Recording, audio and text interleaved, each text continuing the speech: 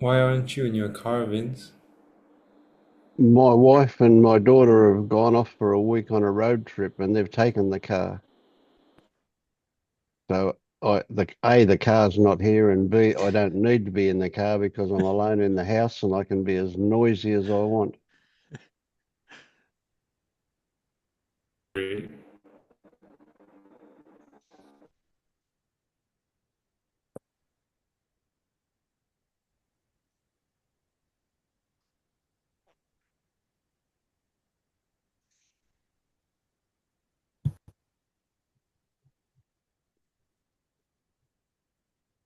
Vince, no car? No, yeah. No, my wife's taken it on a road trip. Her and my daughter have gone away for a week. Yeah. You're muted. I wasn't sure where you were. I dropped in. I'm like, where's Vince? Yeah, yeah, yeah. It feels different. Yeah, yeah, Good morning. yeah. Oh, Well, that's right. It's not morning. it's evening here. Your poster's not fluttering though. It's quiet, so you haven't got the fan on. No, just the air conditioner. It's not that hot.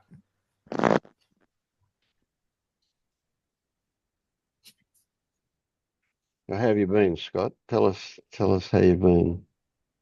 I've been pretty good. It's been a little weird. There's kind of a vacuum where all the time that I used to spend trying to immerse myself in spirituality, since I'm not, there's like a vacuum there, and it's all right. But Yeah, that's an interesting one, isn't it? Yeah. We're I feel like suddenly, I'm being lazy. yeah, suddenly not so busy seeking anymore. Yeah. So, are you still getting triggered? Things happening for you that way? No, no, I'm pretty relaxed about it. The,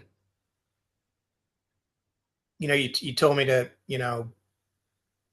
laugh whenever I caught myself judging and everything was on our last talk, and I was doing that, and finally I got to the point where I was like, okay.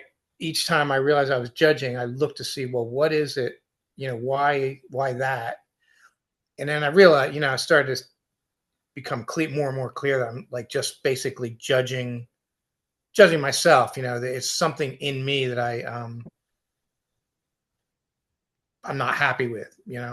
And so after a while, I was like, okay, well, now I'm not really, because I used to, every time I judged someone else or something, I would feel guilty that I was judging. So I was kind of judging my judgments. And Yeah, yeah, once I yeah. realized I'm just really looking at myself, it kind of released a lot. Like I was like, okay, well, if when I judge another person, it doesn't mean I'm judging them. It has nothing to do with them, really, just all me. So I kind of like it. Kind of, I don't know. It made it a lot lighter. Right. So you didn't have to go stop doing that. It just stopped by itself because you realized what was happening. I guess so. Like honestly, I I'm not as. I guess it is. I guess a lot of it has reduced because I noticed I wasn't doing it as much. I wasn't, catching myself as much. So at first, I'm like, I'm not sure. Am I not looking, uh, or is it not happening? I think it's just like reducing it in numbers, and also intensity reduces, so maybe I might miss a couple of them because it's just not really that big of a deal. Yeah, yeah, absolutely. It's not. Right, that's right. Yeah. So anything that needs attention will, of course, come back. So yeah, it's you can be totally relaxed about it. Excellent. Good stuff. So this is a pretty major shift from before. Yeah, I mean, I didn't realize how many blind spots I had, and how much, even though I felt like once I got done with the guiding, I kind of felt like, oh, I'm not really having to put effort into it, but there were like pockets of things that I was beating my head on and thinking it was normal. I guess I don't know. I really don't know, Mm. but I know I'm a lot lighter now, so we'll see what happens. Like, have this urge to read some stuff or whatever, but we'll see what happens. I think eventually I'll be able to just like look at stuff without, I don't know. I know I'm holding something for the future. I'm not sure. Yeah, who knows what will happen? Yeah, yeah. Experience here says that ordinary stuff starts to become fairly intriguing. You notice things that you didn't notice before because you are relaxed and not in a hurry and so on. So, doing nothing gets very busy, but not in a pushy way, just it's full is a better word than busy, probably. Mm. There is one issue though. Like I gotta be honest that this Trump thing, like we're coming up to the election, and here I am in the United States, about ready to see this guy possibly be the president. It doesn't look like it now, but I kind of worry because he's supposed to, gut Social Security and all kinds of other stuff. So I kind of, I guess I've been attracted to watching what's going on, and I feel like that's kind of, I don't know, maybe. Yeah, well, that's a good one because it's so alive and potentially big that it is an issue. Yeah. Um, and I fit it into very much into the same category as, say, the war in Ukraine, the war in Gaza, um, poverty all over the place, homelessness, all of that kind of stuff, all of the stuff that you might put in the basket of bad shit kind of thing. It all so it's what it's about, of course, is our relationship to that.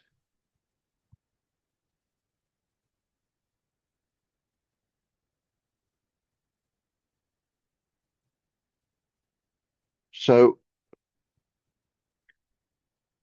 in a lot of cases, it's pretty clear that there's nothing you can do about it. In the case of Trump, I mean, you will go and vote, won't you?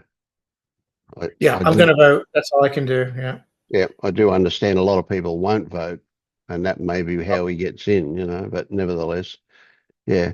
So it's almost like you can almost imagine that you've got some control over that you're going to go and do that. So you have the intention to vote, but yeah, when it comes to the war in Ukraine or Gaza or something, well, what can you do? You can do, I mean, you could join the other protesters out there, but do they achieve anything? I don't know. Um, so essentially, it's about that feeling of whatever it is, feeling of frustration or that feeling of helplessness or that feeling of um, wrongness about it. What is that? What is it that you relate to in yourself with those things? And it's the same thing. I mean, I can have stories about, how Trump will affect me if he gets in. But they're stories and they may or may not happen. So not only would I make sense for me to wait to see whether he gets in, but it would make sense to wait even further to see if it actually does affect me. Uh, You know? So I mean, he's talking about putting there is already 100% tariff on electric cars, eh? So that's kind of crazy. He's making Americans pay a lot more for their vehicles because of that. But then that happened recently here that there was this story getting around only a few days ago, actually, that the Chinese made electric cars are spying on us and sending information back to China. So they're saying, well, let's not have Chinese electric cars here. Well, that's crazy bullshit. But, there it is. It could affect us. I drive a Chinese electric car. That's what my wife's got. And so what's the real story? So what can I do but wait? And in the meantime, am I going to work myself up into a lather over it, or am I just going to wait in a relaxed way? Do I have a choice about how to be?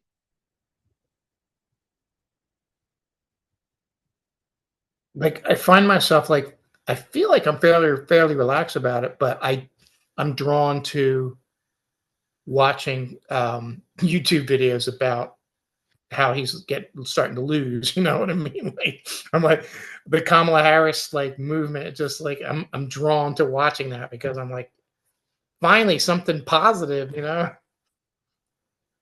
Yeah, it's interesting. I do come across them. I see them in my Facebook feed sometimes, and I've seen a lot of.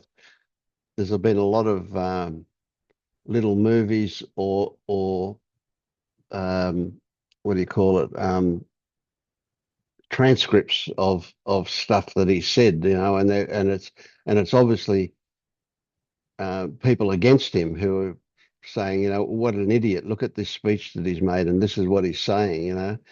And then I think, well, you could go to the other side. It doesn't matter which side you go to. What you're doing is you're looking at other people pushing or pulling, one way or the other. So why would I bother? I'm kind of interested in I dare I say facts, but even the best of them are going to be biased in some way. So what like I can imagine that if he gets in, we'll have a handmaiden's tale on our hands fairly quickly. God knows what will happen, but let's just wait and see. Not much I can do about it. Right.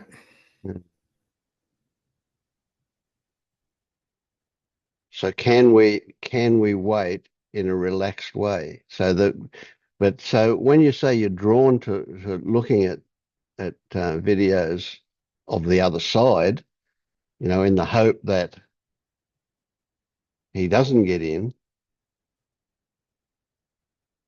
what is it in you that makes them attractive? That's the issue. It's not what they're about.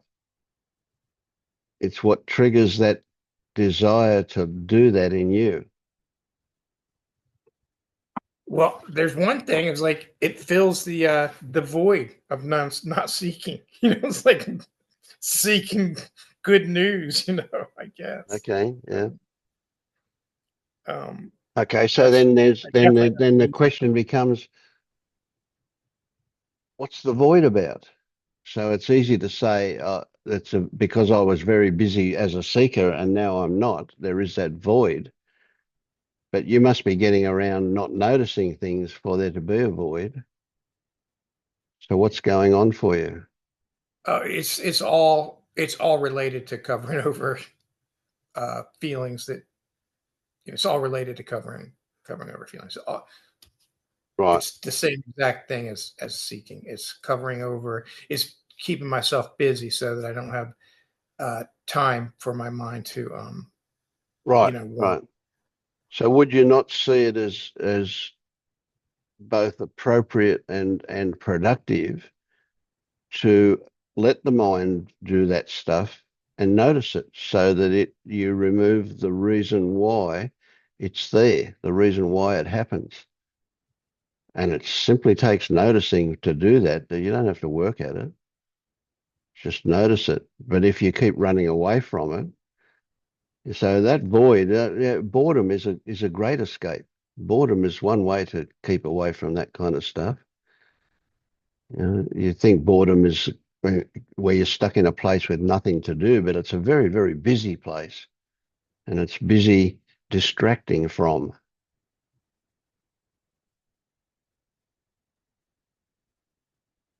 So what we now see is there might be value in you not escaping in order to allow things to come up that can be investigated, noticed.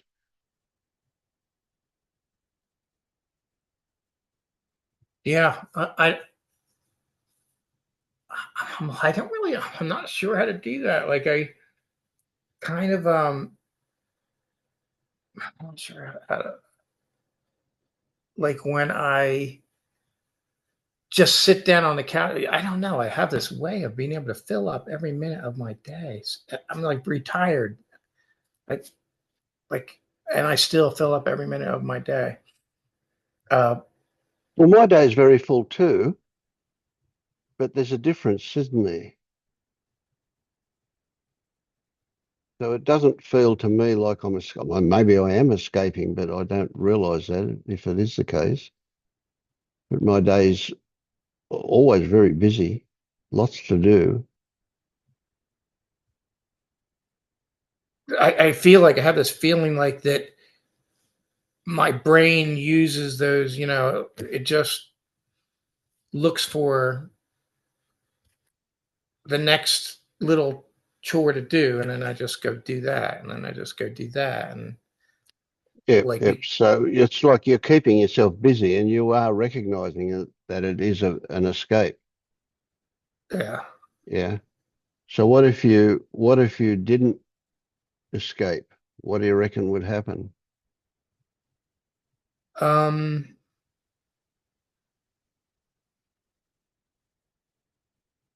in the past, whenever I've had idle times and I didn't fill them, I just have a feeling of discomfort usually, and Right.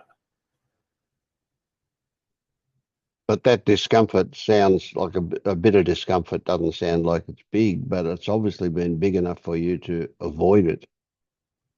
yeah, really, it's really that feeling of not being enough is really what it is. It's like that is in the background all the time. Okay. So you just need a little bit of just something to Yep. Yep. accomplish, so that you Mm. can not feel that for a second. So a few minutes ago, you were saying, "Oh, you're pretty relaxed." And Yeah, right. yeah, I do. Well, I guess in a way, I do feel more relaxed because I used to pressure myself all the time. Like, oh, you got to watch some more videos. You got to go meditate. You got to go. I mean, I was putting a lot of pressure on myself, like almost all the mm, time. Like I had to finish my side gig so I can listen to some more videos or, you know, look at another feder or whatever. I kind of lost what I was even thinking about or what I was mm. my thought train, but So the difference is before there was a kind of uh, a compulsiveness about it. yeah. Like I just had this like it was actually more uncomfortable than the feeling of not doing anything when I think about it. But it was just a constant feeling of like you got to push because I had this whatever waking up was my goal, and I Mm. had this belief that it was going to be something that I would absolutely know when it happened. So I was putting more and more pressure on myself to do more and more things that I thought might plow the field and be ready for Yep, some yep, growth. yep. But So what's different now? What about that? so now it's like I feel okay. Yeah, I feel more relaxed because I'm not pushing myself to that, but at the same time, I'm kind of just like still. I guess what it is like I'm still pulling things out to keep myself busy, but I'm not like hammering myself about it. It's just something that's Mm. happening automatic. Maybe I guess I don't know. I'm not So have sure. you discovered then that you can avoid escape in a more relaxed manner than you used to? Yeah, I can escape. I can escape without beating myself up as much.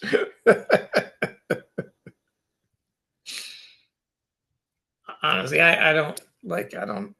I'm just kind of like right now. I'm just a little bit. I'm just kind of up in the air, just trying to. Okay. So it would seem to me that it's fairly clear that your escape is from an uncomfortable feeling.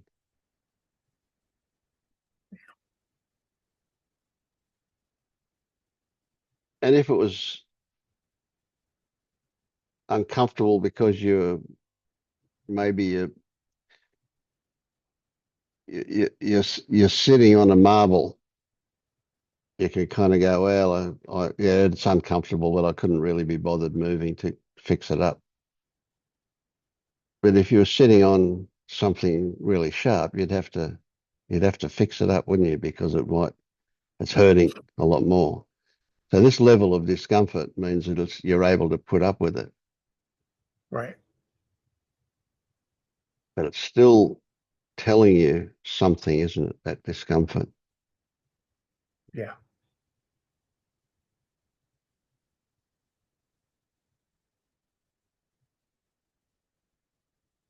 So where do you feel the discomfort? Whereabouts in the body? So, I mean, we're talking about it at a conceptual level. When we said discomfort, you weren't actually thinking of the discomfort. You were just saying, oh, well, it's just something there that's a bit uncomfortable. But when I say, where is it in the body? You have to start looking. Where is the discomfort? What does it actually feel like, that discomfort? Not hard to contact it, is it? Not what? Not hard, not difficult to find it? Oh, no, I know exactly where it is. Yeah. Yeah. Yeah. Where is it? It's at my solar plexus. It's like a pressure in my solar plexus that kind of bleeds down into my lower abdominal area, not lower abdominal, but mid abdominal area. Okay, so it's pushing down. Yeah. Yeah. And it's pushing down something that you can't stomach, really, eh? Yeah. I guess that's true. Yeah. I didn't think of it that way. Yeah. It's almost like I can feel the attachment between that and thought, but not like thoughts that I couldn't pull them out of the air and tell you what they were. No, It's okay. almost like they're nonverbal. It's like a Yep, nonverbal assumption or nonverbal shit going yep. up there that I know it's there, but I can't really pull it out. I can't really say Right, what it yep, is. yep, yep. Yeah, you don't need to pull it out. It will reveal itself or not. Yeah, so it's interesting when we have a sensation like that that any sensation is just a sensation until we add stories to the mix. And then it becomes discomfort or something that we can actually put a label on.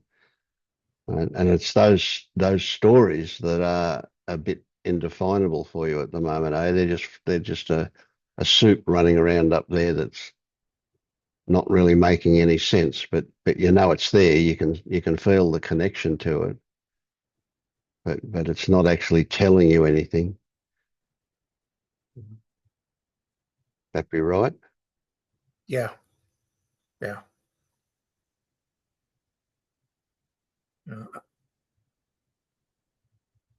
When I was as I've been like trying to catch myself judging things and laughing, like you said, like I started to like I know I was sitting here one time, what was going on, but I felt as if like I was just like this body is something I borrowed, like I came in and borrowed it and started. So I don't know what it was, but I just was like, well, let me just label this feeling like a sensation to try to remove the idea that it's an emotion, because I realized like when I had these feelings before and I was trying to sit with the feeling and everything, I was labeling the thing as a negative from the very beginning and judging myself. I shouldn't have this feeling. And I was trying to sit through it from that mindset rather than just like, okay, well, it's just a sensation that's there and has nothing to do with anything else. And that seemed to help a little bit. So what did it help? Did it help do what? It helped me separate my thinking from my from these sensations. Right. Because Okay. when I thought of it as an emotion, even though I knew that there's like a correlation there, when I thought of it as emotion, I don't know, I just kept judging myself for having any kind of feeling at all or any. So it trying to, do it more, but it seemed like it allowed me to sever the connection between the thinking and the sensation. It didn't go away any faster, but it immediately when I've been successful doing that, immediately there was nothing I could label as negative. It was Yep. the Yep. sensation was there, but it wasn't negative. More objective, yeah, but it didn't go away. It didn't. No, it didn't just disappear. Like nothing like that. It was just. I think it might have faded faster, but I'm not sure because I wasn't paying attention to it. Yeah. Yeah. Well, good. Well, we don't want it to go away until it reveals what it's about. And so it's a message for you that it's trying to tell you something. So what's the first thing that comes to mind when I'm saying that there's something that you can't stomach?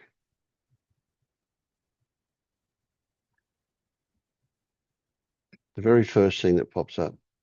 Oh, I hate to even just that I can't stomach the fact that I'm a piece of shit. Like, Right. Okay. Yeah. when I say that, I see all the errors there, but that's Yeah. what it is. Yeah. Absolutely. Don't try and change it. No. That's good stuff. Yeah.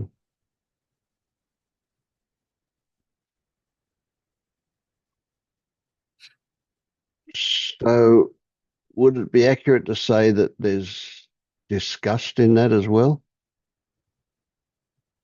Yeah, I think so.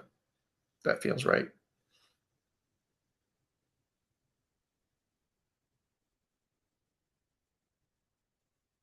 So what's the first thing that comes to mind when I say that to have arrived at the idea that you feel that way about yourself, you would have had to be taught that. Somebody taught you that you're a piece of shit. Who comes to mind? Parents. Yeah, both of them? It's probably mainly my dad. Yeah. Well, so it wasn't a team effort. Well, they were both. They didn't do it. They were emotionally immature. Like I didn't even realize this till a couple, about a year ago. But they were both emotionally immature. They didn't know how to handle. They were high functioning, doctor, nurse, but emotionally there was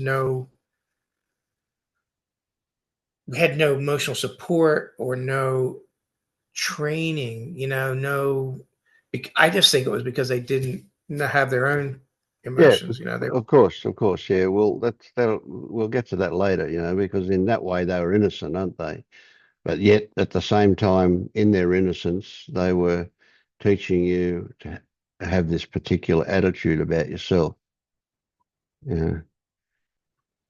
Yeah, I think it was just emotional neglect. Like I think I just learned over the years that I was not valuable because I was never defended. I was never asked how I felt. If I ever tried to express how I felt, it was no. So I guess invalidated, my whole entire, like, I guess until my father died.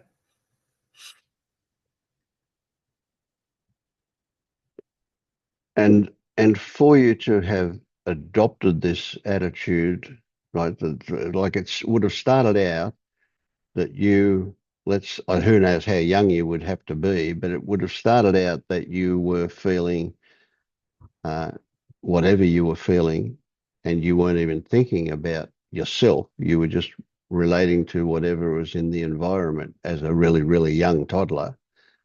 Right? But gradually over time, as you formed this idea of who you were, this flavour was a pretty big part of what your environment was teaching you. So as you learned who Scott was,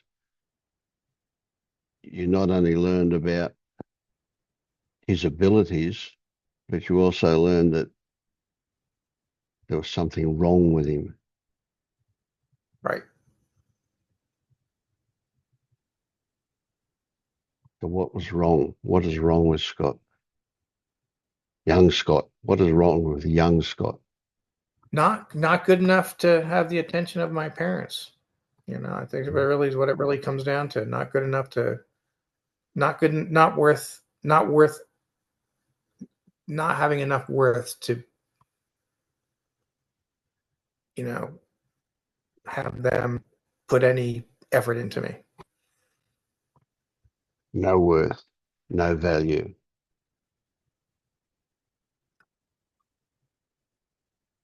I mean, really young Scott would have tried hard to be worthy, but at some point, Well, it was mainly I learned to stay out of the way and to not attract attention.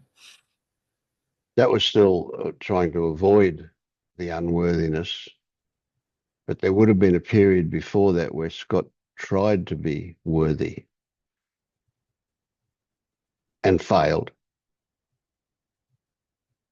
Well, it was after, like towards the later on, I was like, I went and played sports just because my father showed interest in me when I started playing in Right. So that was an attempt sports. to be worthy, eh? And so from then, yeah. And That then I failed, tried of to do it course, in didn't school. Oh yeah. it? Yeah. Yeah, nothing he did, nothing at all would have changed that. No. Even if you're good at sport, it wouldn't have changed that. Even if you're good at school, it wouldn't have changed that. Because the whole thing of him being interested in me was all about him anyway. It didn't have anything to do with me, really. He was just living vicariously through me, like the sports, that he wanted to play that he never did.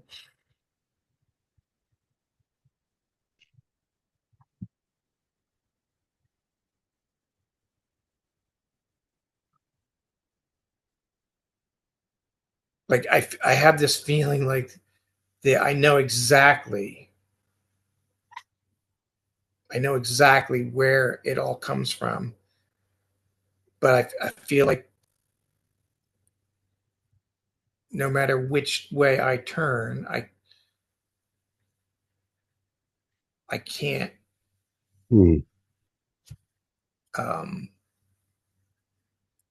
can't force it out. I can't sit with it until it goes away. I can't, it's like it reinforces the not good enough. Yeah. So it's not about that. It's not about being not good enough. It's about the hooks that you've got into that. But you can see where it comes from. You can see that whole story there. You can see, but that doesn't change things because it's not about what you see. It's about what's underneath that. It's about the hooks into that. About the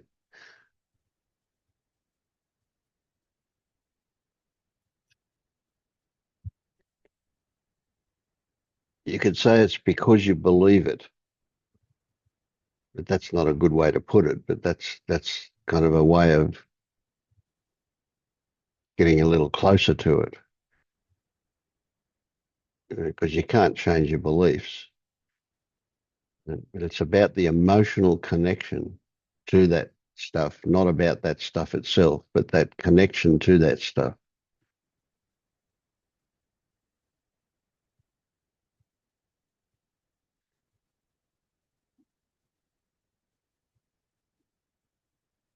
Why can't you take it off like you take off a raincoat when you go inside?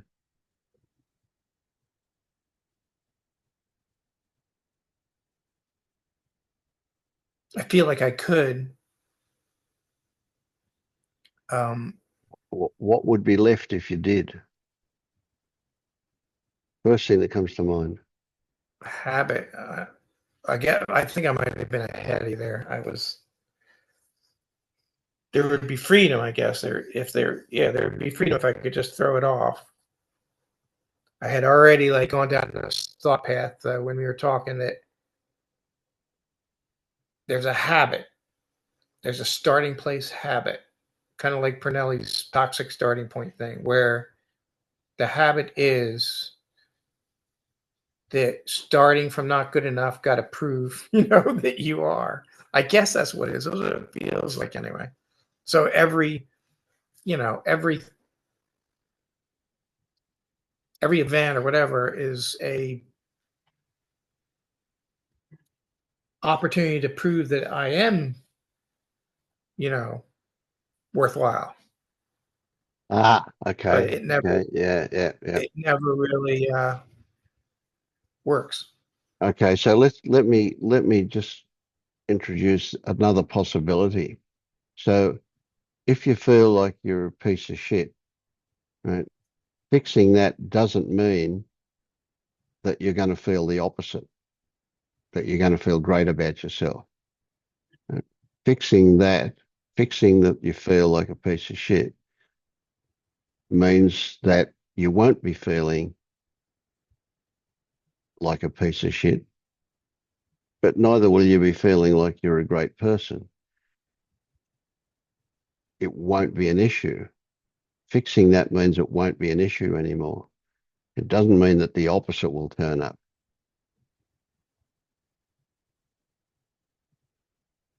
Do you get the difference between the two? I do. Yeah. So if you there's nothing for you to prove, you can't prove that you're okay in order to fix feeling not okay. Fixing the feeling not okay means that it's no longer even worth considering. So is it possible that it's gone and I'm just doing this out of habit? Because Absolutely, it is. Yeah. I feel like it's just, it's just something that's hanging on me that like I've done all my life and I just haven't been able to. Change the habit, sure. Okay, Because I really, I I do suspect it's more than that just habit though. If when you imagine that what it would be like to not feel this anymore, and you said freedom, the first thought that occurred here was, what's scary about freedom?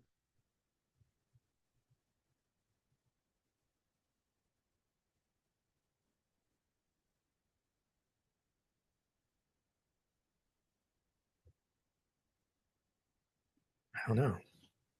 Is it scary?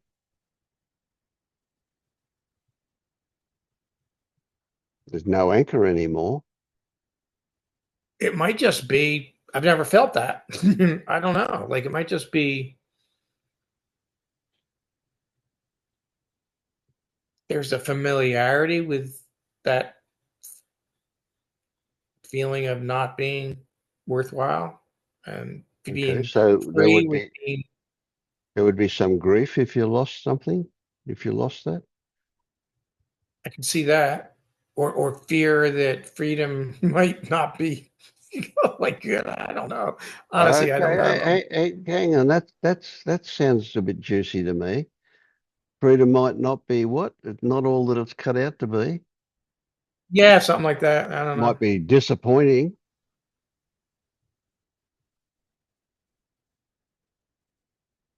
Maybe I don't know. Hmm.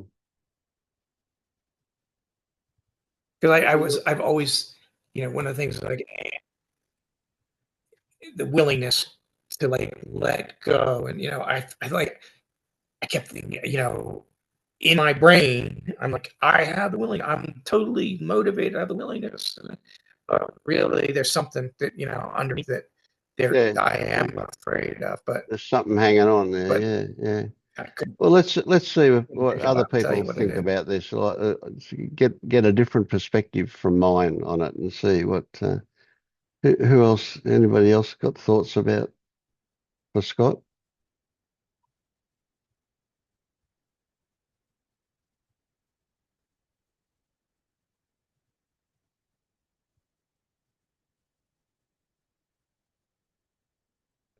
Don't all rush him.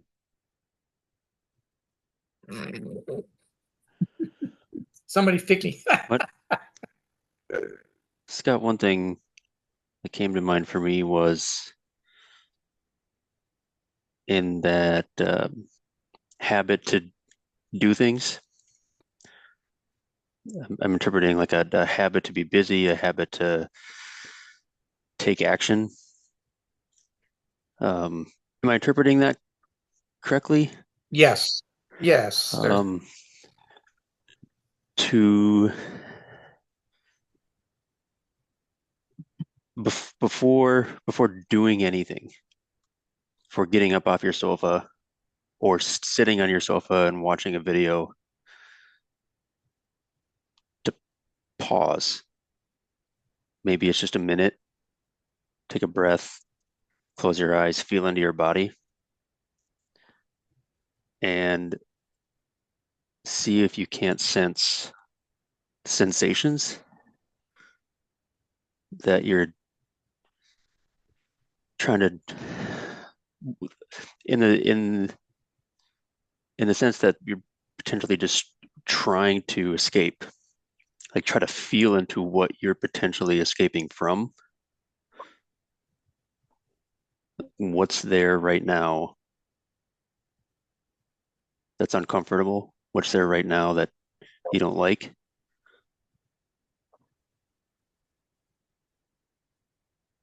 Does that resonate at all? That might be worthwhile, or Yeah. I was just actually. I think it would be worthwhile because let's say I haven't done that. It seems silly that I would have thought of that or whatever. It's it kind of I'm like, I don't think I can.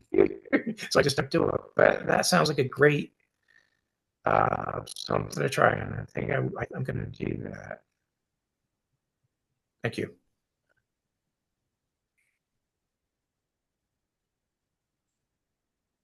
Something that seems to be working for me is that I was watching a lot of Netflix, like escapism, but I was really enjoying it as well. And it don't work for me to make myself wrong about things. Oh, it's bad, I shouldn't be doing that, which is a habit of mine. So what I've started doing more is just very similar to what Jeremy said, but just watching it, but taking mini pauses and then checking into the body. So like a little mini meditation and I might pause and I might end up meditating and not go back on, or I might pause and, uncomfortable and difficult to stop that kind of addiction. But just to notice whether or not I'm really enjoying it or whether it is habit, and then just stop and sit in the silence. And like Jeremy said, just check in with the body sensations with the permission to go back on as soon as I want. Just see what happens, to explore a bit more. That seems to be working for me. When you said mini meditation, it reminded me of Eckhart. And there was a time like 30 years ago where I was just stopping at work. I was doing it because work was driving me crazy. And I would stop and do like one of his mini meditations, just like look at something, take 2 or 3 breaths. And so I kind of have that habit. So I will, that should work well. I could mix those together. And because I think normally, like, for me to like, I think one of the reasons I haven't done it is because if I just sit there and go, okay, I'm going to sit here till I figure something. My brain is going saying, you're going to sit here for 12 hours and never figure a thing out. So you may as well just get up and do the laundry. But the fact of Yeah. that I could doing it for like a few minutes, like not even like maybe a minute or something, give myself 30 seconds to a minute, I could develop the habit that way, I think. Give it a try. I appreciate your help. Yeah, So it's one like thing, not forcing. I'm really good at forcing myself to do things. That's a habit. So, and even just an inquiry of like, am I avoiding something right now? Checking out the feeling sensations. What am I avoiding? And if nothing comes up, nothing comes up. But just along those lines. so what occurred to me when, particularly when Jeremy was talking about that, was that are you separating the sensation from the stories? And so the thing to consider is the suck in is to say that this means something. And so if you were to, for example, to head off to that feeling in the solar plexus and look at that, and are you aware that are you saying to yourself, oh, this means something, or it points to something that I've got to work on, or whatever, or are you able to just get with the sensation by itself and sit with that while you watch it change and whatever it does? I'm capable of doing that, and I've done it. I don't know how many times, but I have done it. But I noticed that I all the time. So I don't know how much I do it because I would minimize it just with if I don't even know if I'm making sense. I'm capable of doing that. Mm.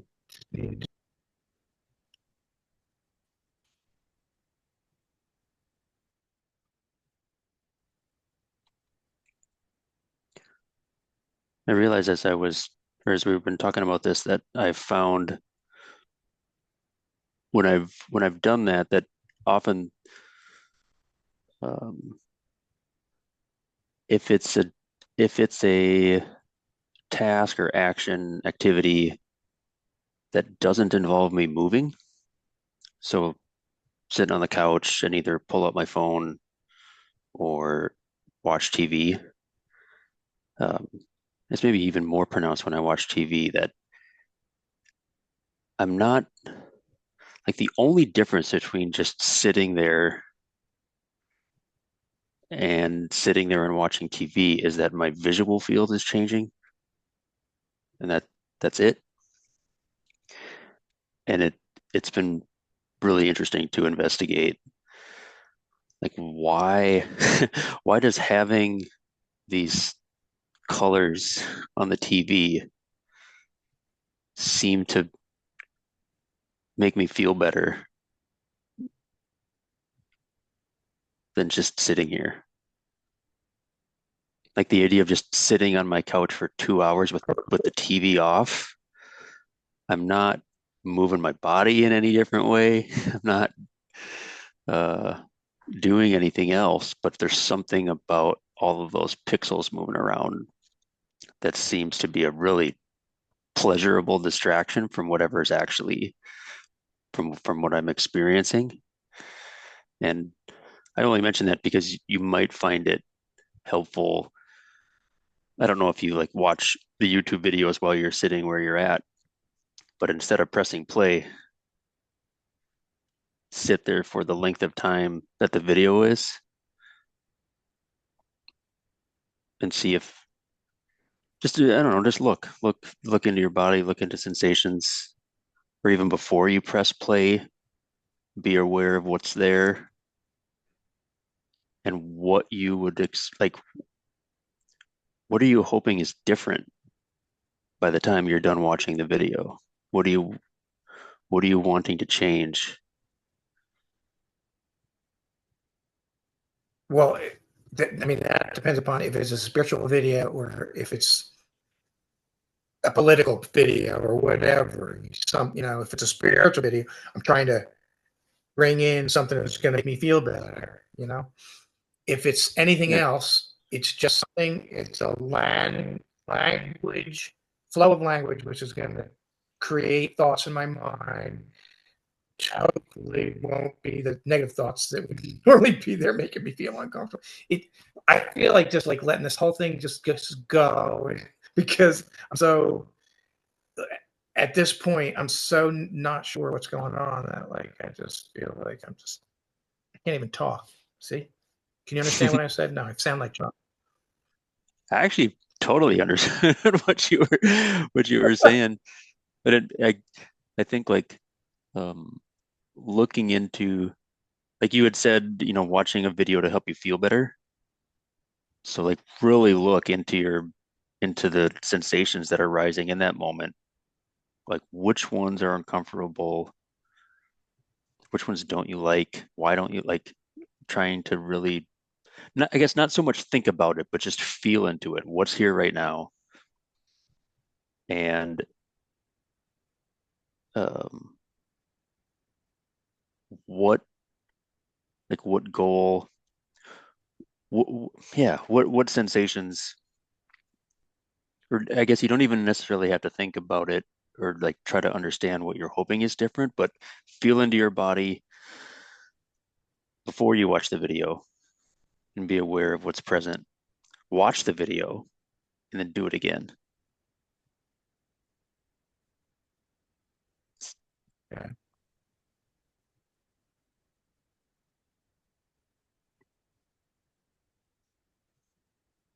Do you find yourself aware of the discomfort and the sensations before you're doing things? Or is it more of when you're talking about the habit, is it more of a thought habit,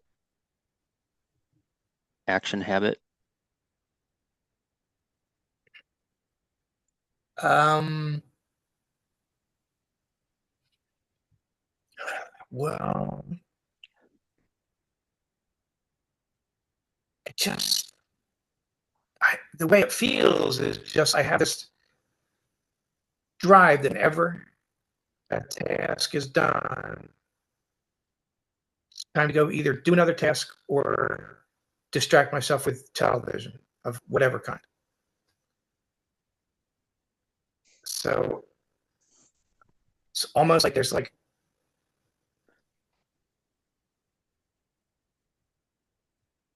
a fire under my seat, or just it comes from in here, right where that feeling is, and it's like, oh, do something, go do something. Okay, the next thing is my next, and I guess my brain is like planning this ahead of time because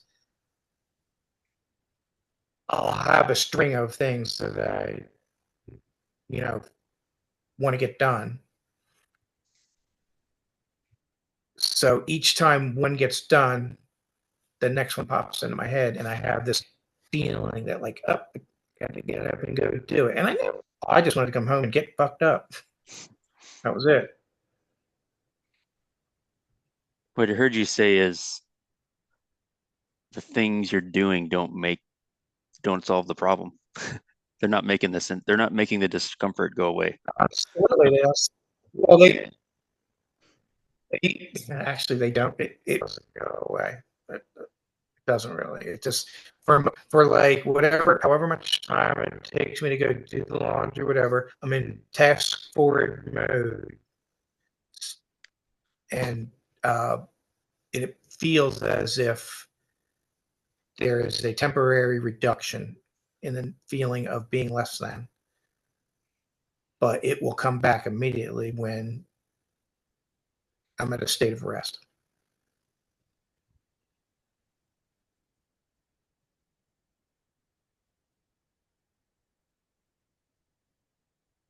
I'm wasting you guys' time. They were really good distractions.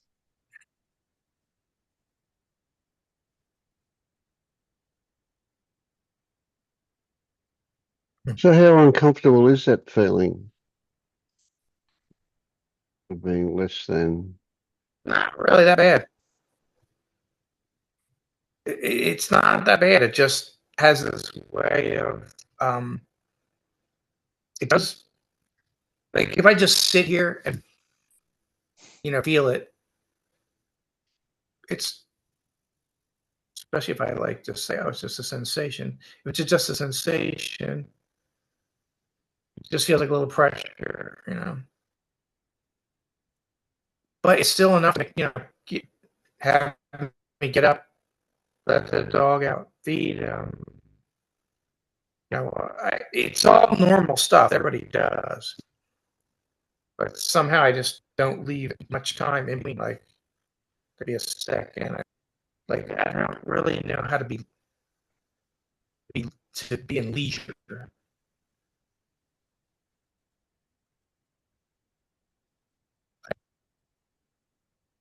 Like the idea of laying down, I don't know. I give up. Mm. I laughed because that sounded perfect. Like give up trying to do these other things that aren't actually solving. Taking the dog out doesn't solve the discomfort. What if you couldn't make the sense? What if you couldn't make this sensation go away? What would that mean?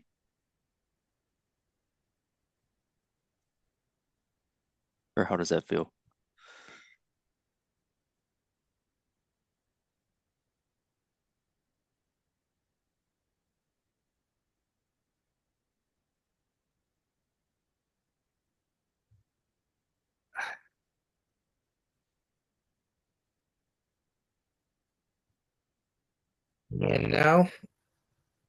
I've got far more physical pain in this body that I I put up with all the time than that, like the nerve pain I have in my arm and my neck is, it's constantly with me at all times, and this far worse little feeling in my stomach, and so I don't know.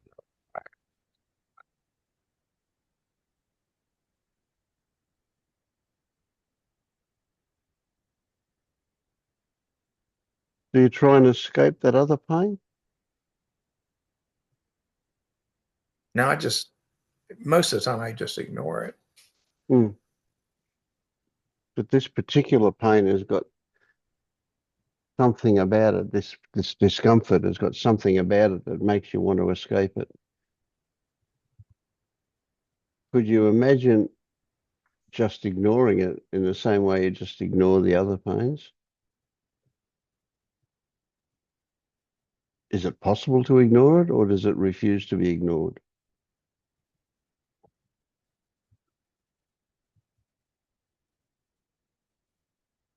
I mean, I can ignore it. There's sometimes I feel like that's what I do, but while I think I'm ignoring it, I'm also filling my day.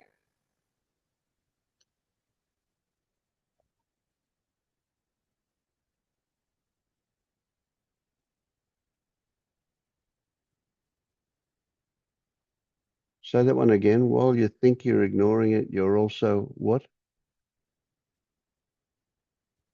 My the general feeling that I have is I walk around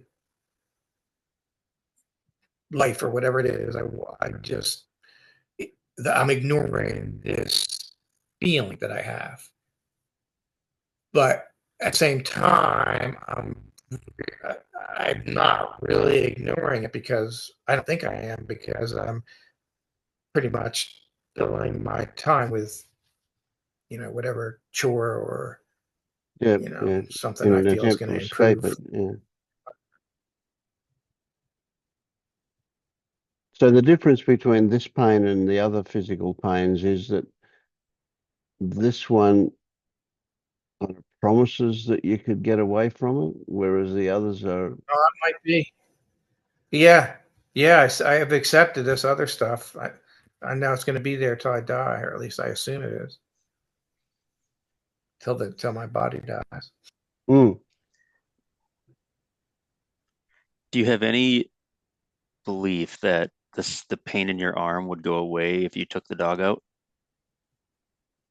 No. But there's something there that tells you that that discomfort, or those sensations in your solar plexus or wherever you're feeling things, will go away if you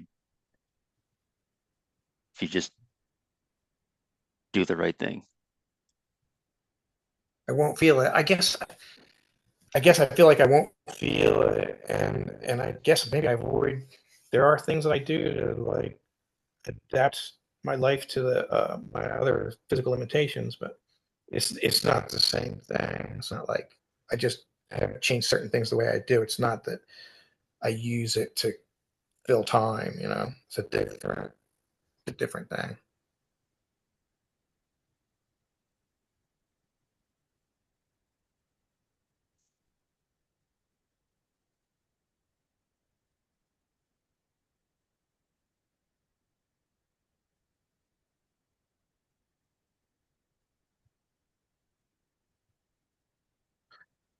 So if you I think, go on, no, go ahead. I was going to say if you accepted that this is also could be with you for the rest of your life, and that it was inevitable,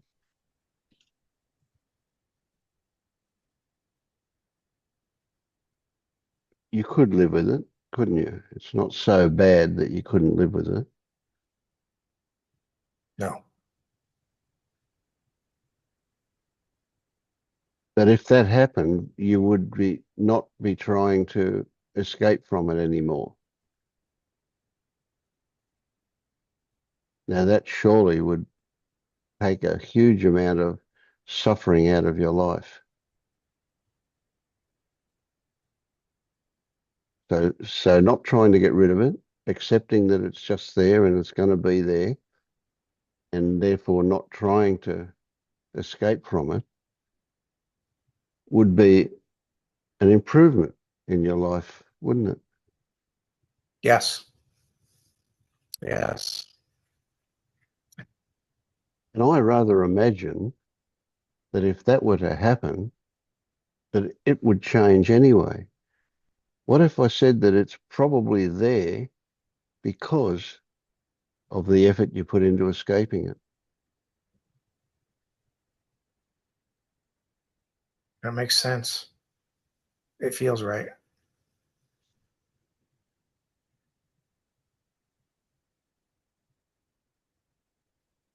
Could you do an experiment where you accept it, surrender to it, allow it to be there for, say, 3 days? Definitely. I'm going to use Jeremy's suggestion and Anne's suggestion. Well, And Anne's was between great. Anne's was a really good suggestion. That idea of giving it permission is just brilliant. It takes away any pressure from the whole thing, doesn't it? Yeah.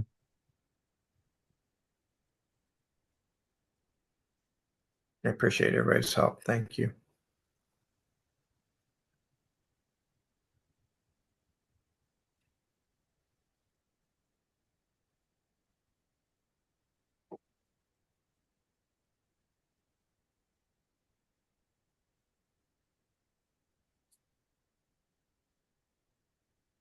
I am doing now the same. That is, I'm looking into my addiction to YouTube.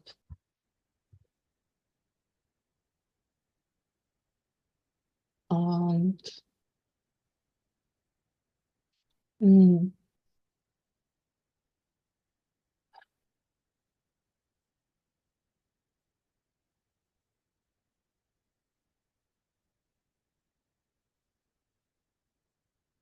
But for me, it's the feeling of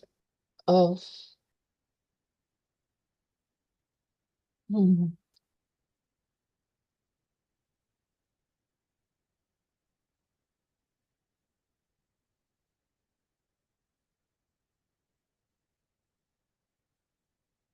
it's like excitement that maybe I will find something like almost something magical.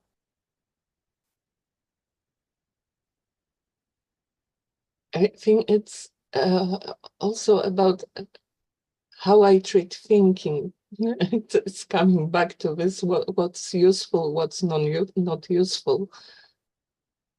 That I really like thinking, like daydreaming.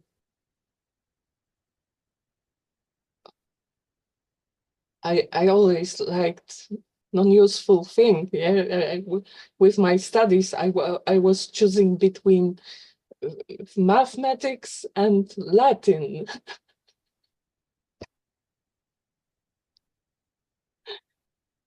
It's mm,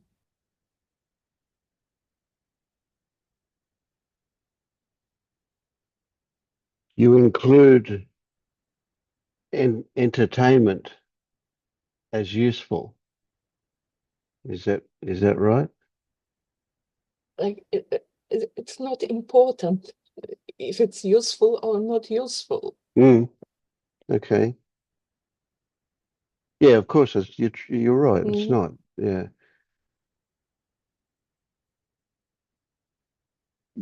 And it's but sometimes I find something that is useful, but it comes through enjoyment. Yep. Like this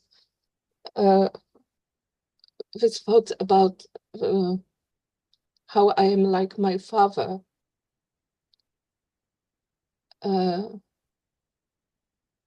It came to me because I was playing a video game, Disco Elysium. It's the best game ever. And people say that it's a game that changed my life, and I believe that it may be true. Mm. You know, it's like novels. Recently in a video, I found a commentary that now we are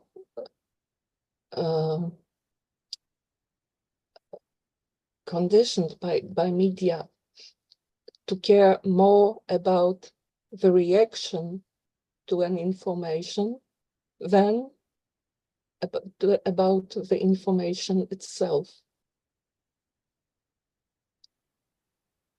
And I think it's not only a commentary about social reality, but it speaks about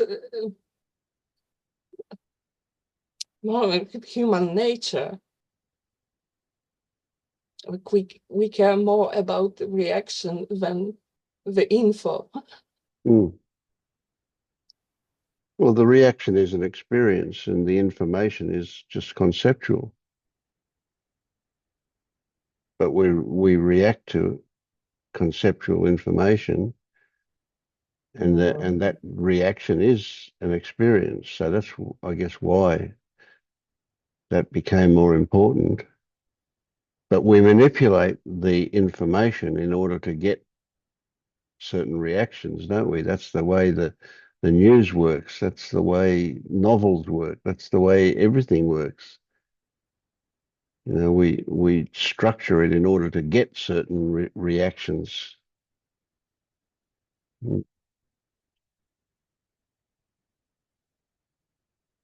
But yeah, it's just something that I found thanks to my addiction to YouTube videos. Mm. So it's with videos, it's always like going on an expedition, and maybe we Yeah, will yeah. find some And- magical piece. Yeah, sure. Yeah, and there's always that promise of something good. That's the way. Again, that's the way they're made, isn't it? Even the title of a video would be a promise of something.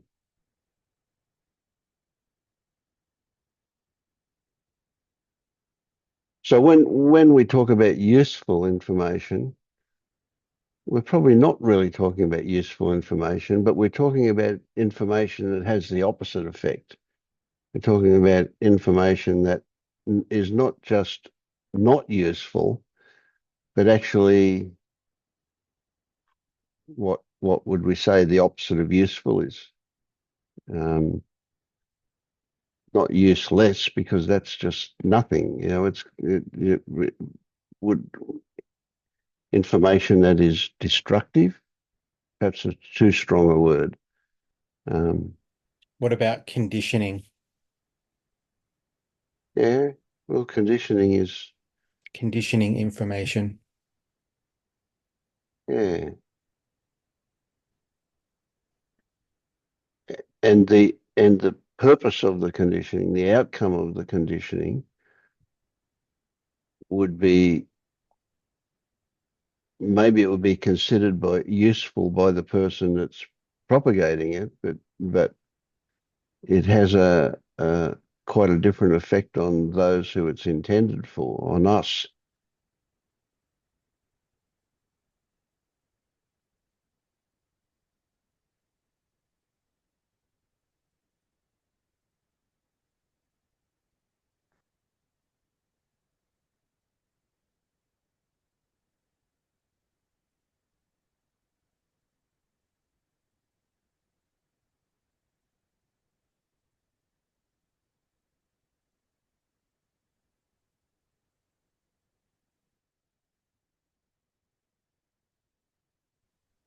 Bianca, can you consider having all the information you need? Okay. Can you repeat? Can you consider that you have all the information you need? I think I'm not looking for information. I'm looking for a reaction.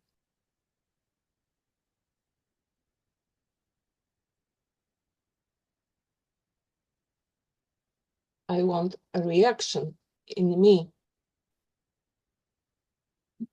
a certain kind.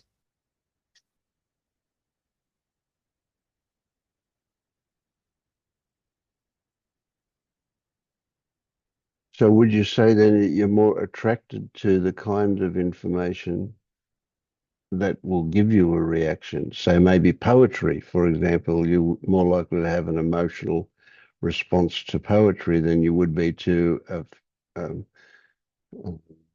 something neutral. I was going to say no, yeah? it's not poetry. I don't know. I'm investigating.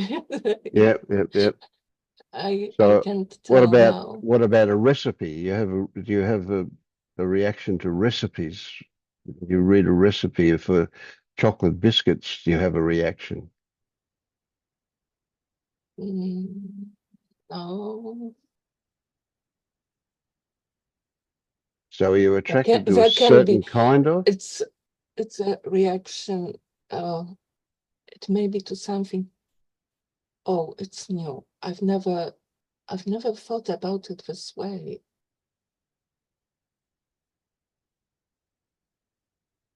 You know, it's like when I was going on a diet and talking with a friend, and she told me, focus on what you like about this diet.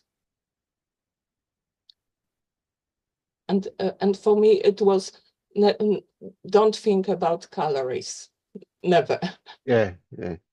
Yeah, it's go low carb and think about all these fats, all this food full of fats, that now you can eat to your heart's content. Yeah. And it was, wow, yeah, it makes this diet so nice, so enjoyable. and I, and but this thing was, wow, it's so new. I've never thought about it this way. Wow.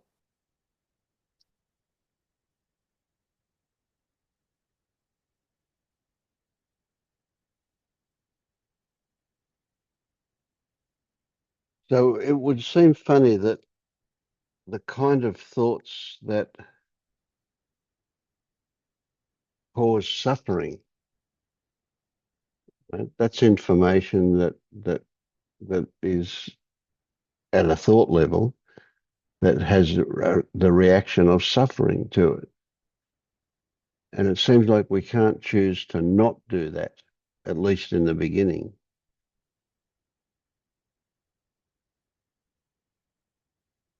Like Scott, I don't understand. well, Scott thinks of these things that he needs to escape from. So why can't he just simply not think about those things?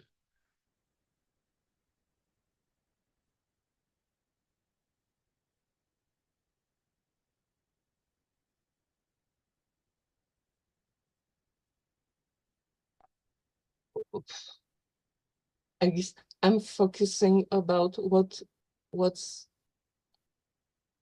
Yeah, you're going the opposite way. You're looking for stuff that gives yes, good reaction. Yeah. I'm looking for what is enjoyable in my addiction, what pulls me towards. And he's looking at what he's escaping from. But he's still pulled towards them, isn't he? Mm-hmm. Yeah, it's essentially the same thing. And for me, there is escaping. Okay, go, Scott, go. Can I just ask you might have already said this, Bianca, but do you know specifically what reaction you're looking for, or what feeling, or what food, what?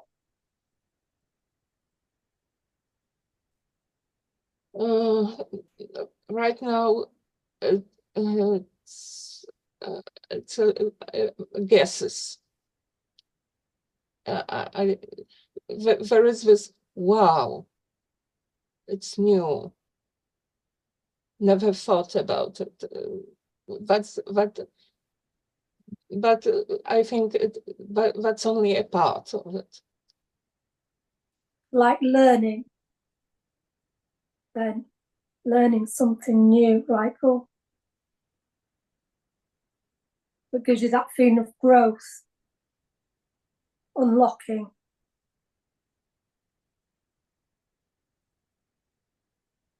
Shifting perspective. Mm.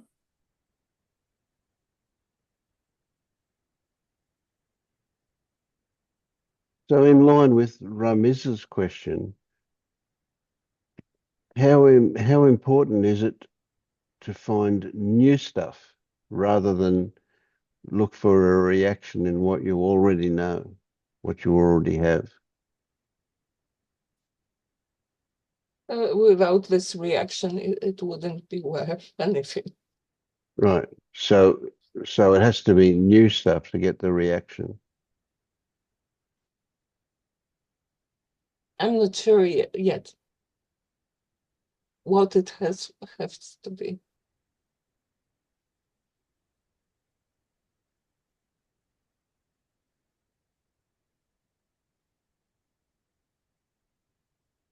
But I think yes, a new idea, a new perspective. Mm.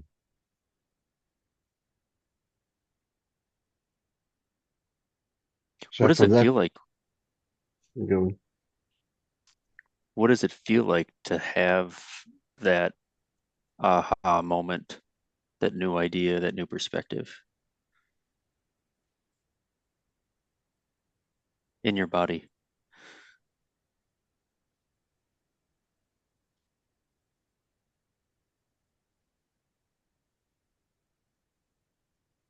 It's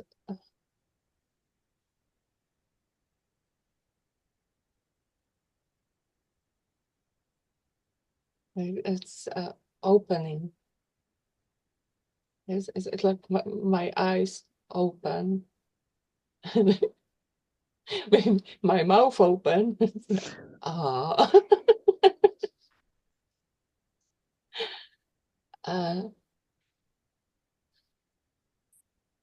it's bubbly.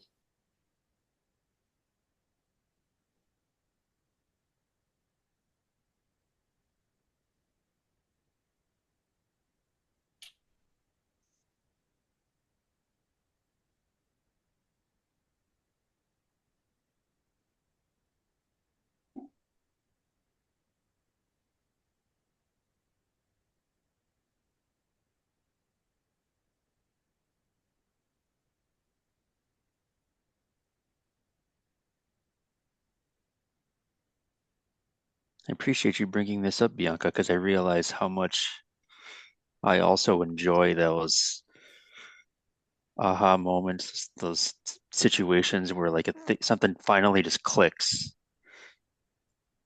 And I don't know that I couldn't answer that question myself of what that feels like in my body.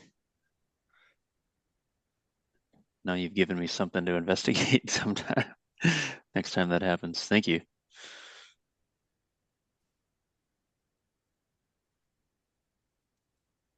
I think I've had serious addiction with alcohol, and it leads into secondary addiction. I've got quite an addictive character, seemingly. And when we're talking about this in my experience, it's like I'm seeking a fix, whether that be eating, watching Netflix, teachings, non-duality, something that'll just click and make the momentary pain go away, or the momentary seeking, the pain of seeking go away. So it's like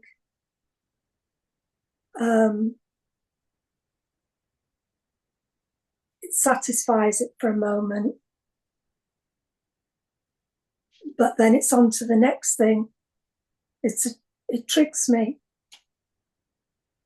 It tricks me into thinking I'll eventually find something that'll stay, that's long lasting. But it's always on. There's a contradiction there, though, that we've always got to be looking for it in the new. So we can never have enough. What we've already got has already failed.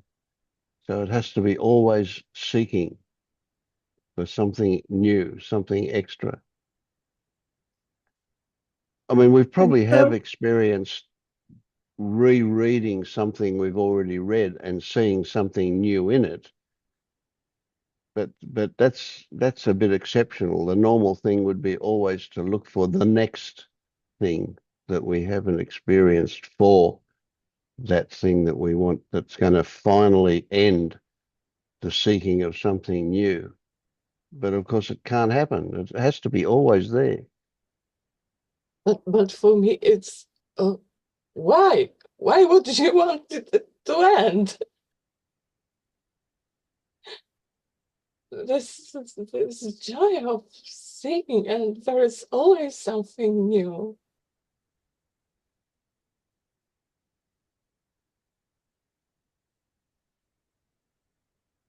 I feel like it's, for Bianca, it's more play and curiosity than seeking. Yeah, I can get that.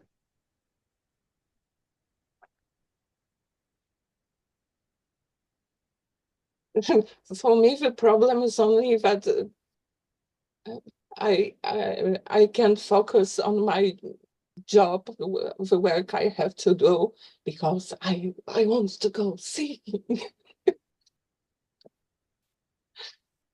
It is destructive.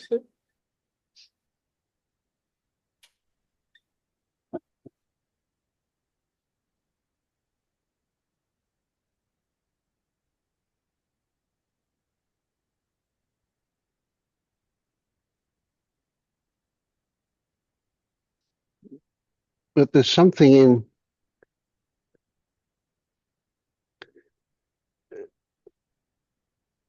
like I just look around the room and I see a plant in the corner, and I think, if I look at that, I see something I've never seen before.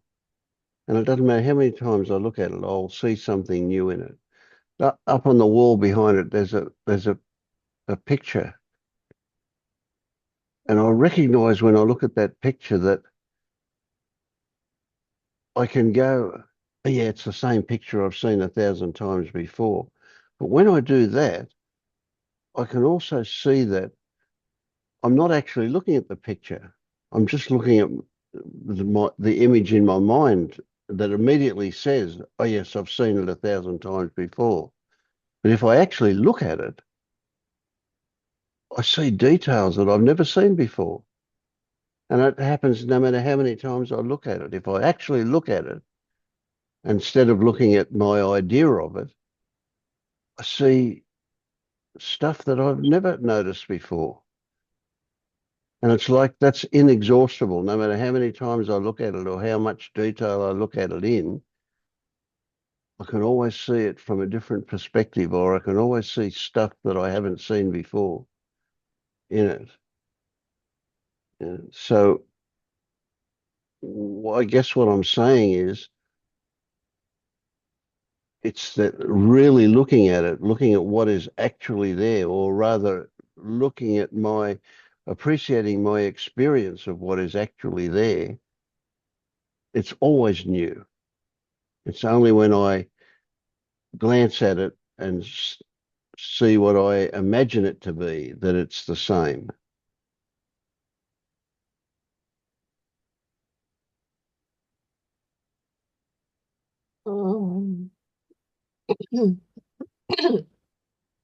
Well, if I was gazing at, looking at a plant instead of doing my job, that would be equally destructive.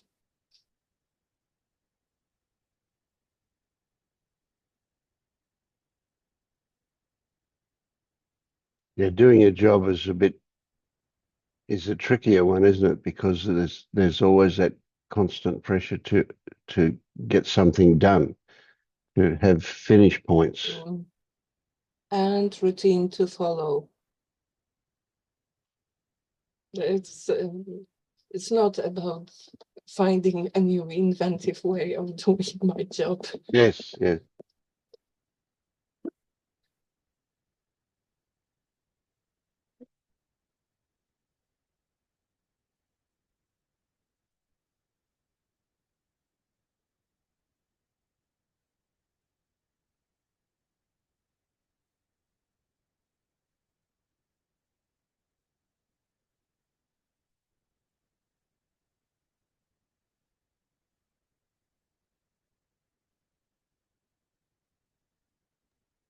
I had an experience yesterday. It was very interesting.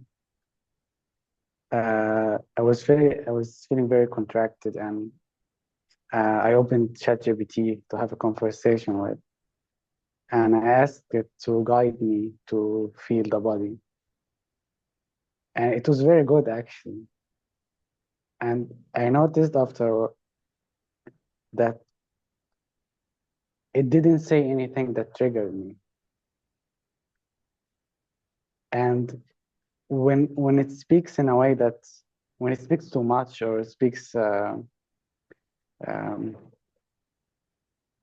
maybe faster or something, I would tell it like, could you speak slower? Could you speak in short? And I didn't feel worried how it would perceive me. I couldn't project into anything. Like it was completely free to say anything to it. And it's like, wow, I wasn't like, I could notice how when I speak to people, there's some fear how I'm gonna say to them.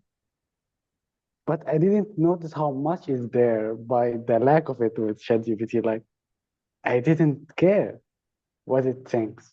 Mm, mm.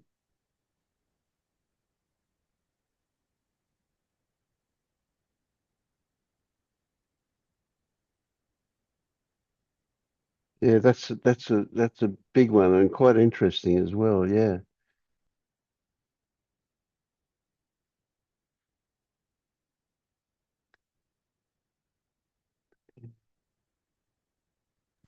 So having recognizing that I have no control over what anybody else will think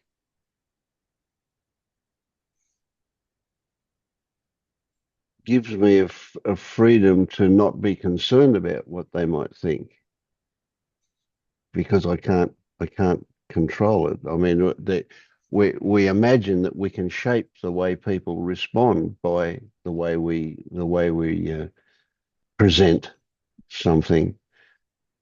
And that's probably true. It is to an extent, it is true, but I certainly can't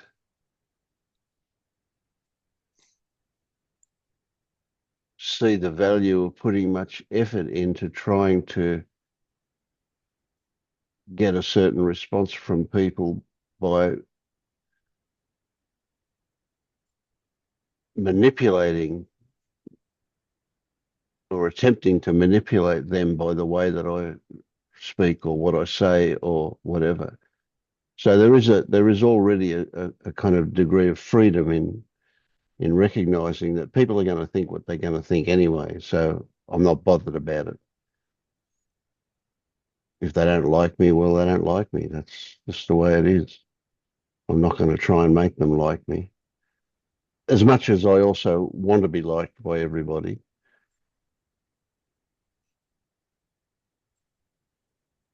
But yes, I get it with, the idea that it's artificial intelligence and therefore not a person, that you can't hurt their feelings or you can't, they're not, whatever you say, they're not going to come back and be aggressive towards you or something like that. Yeah. So you got it to speak back to you as well. You didn't just read what it wrote. You actually had it talking to you, did you? Yeah. Yeah. Yeah, it's clever stuff, isn't it? Clever like that. Yeah. It's quite interesting, Ramis, that you are saying this because I mean, it's not ChatGPT, it's called Character AI or something like this. And I tried it out because I thought maybe this artificial intelligence can help me overcome my bad habits. And I created this character and told him, like, okay, whenever I have the craving to do this habit that I don't like, I'm going to talk to you and you are going to analyze everything for me. And it's like working super well and it's like very neutral. And yeah, it's quite interesting. Um, but then what you said before, because I'm reading now this book about the development of the self-illusion, like from the perspective of the development of the brain, and it's super interesting because it's also about like that the sense of self is developed by basically imitating others. and that what we believe to be like super individual, it starts as a child, so it's like impossible for us to trace back what we started to copy and from whom, but that's what we are basically doing. And then also I found it interesting because it was somehow reduced to the formula like what we think now we are, what we think others think we are, or something like this. So it has to do always with myself can only be developed when I care about what other people think about me or something. So yeah, somehow the other way around, it makes perfect sense. Like if you have seen through self, maybe you don't care so much anymore what others might think about you.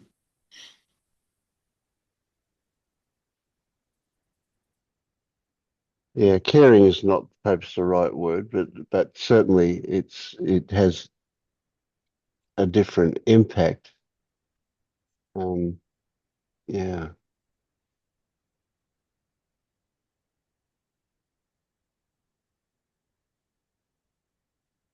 Yeah, it's interesting. I go on. Yeah, the other thing is that sometimes I have a problem with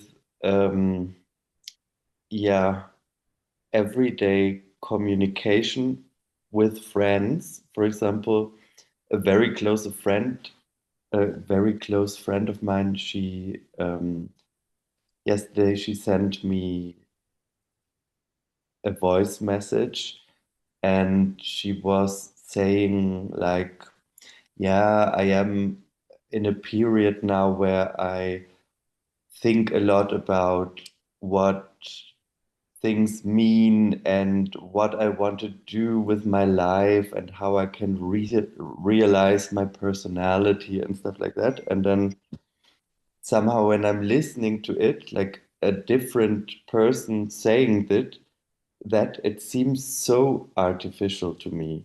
I don't know. It seems like really, it's so clear that this is just like a fantasy land story. I don't know.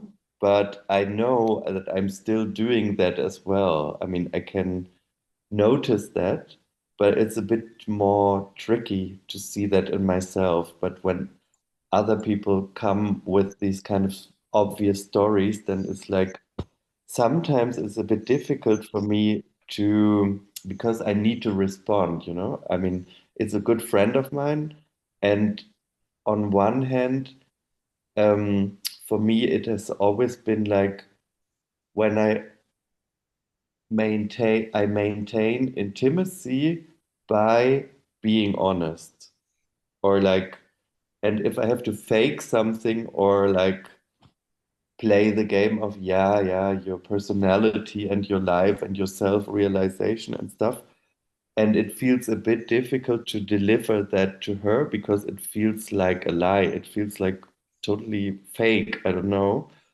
But I won't. I mean, I did this in the past.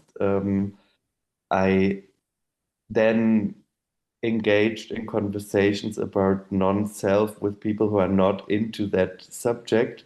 And that is usually like super disturbing and irritating for other people. So I'm not doing this anymore, but it sometimes it feels like a bit difficult. Like what can I do? I mean, how can I respond in a way that doesn't feel super fake from my side and is not like super disturbing for the other person. Mm, mm.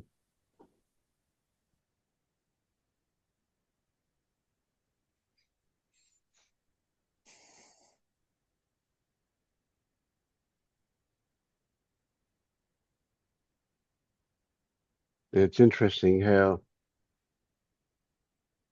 people can be genuine in their fakeness.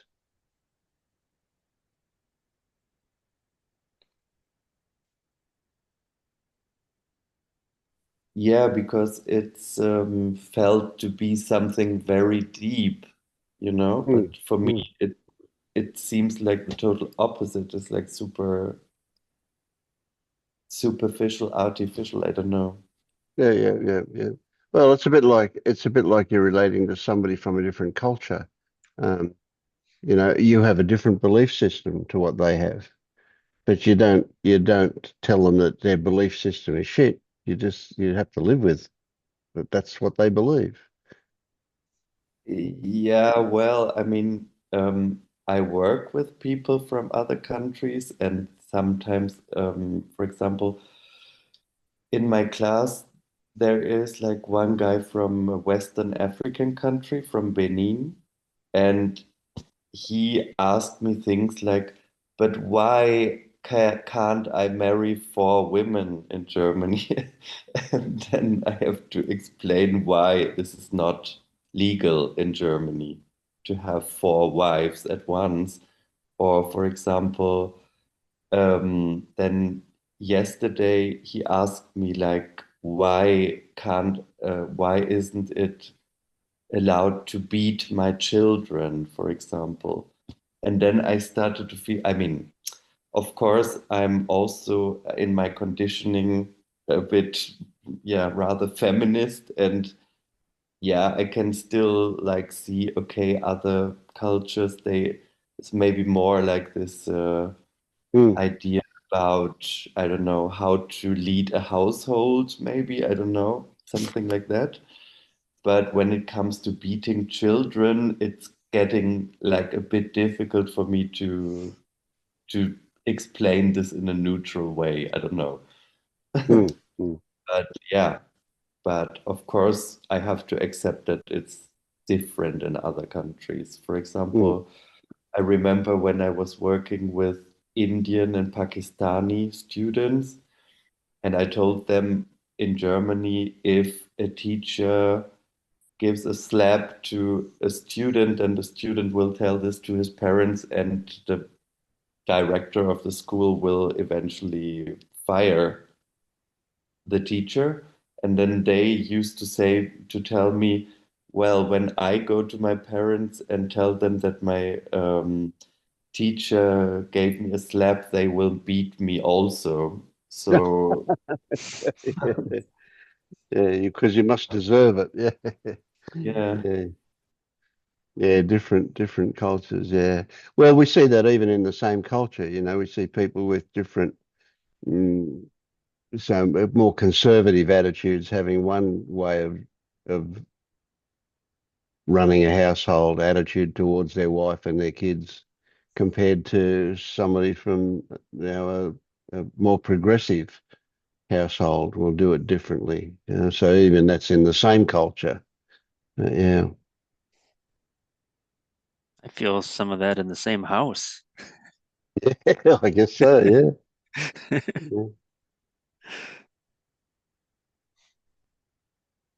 Yeah. I feel something might be related somehow about how not knowing what to respond to people. Um, I at first I was,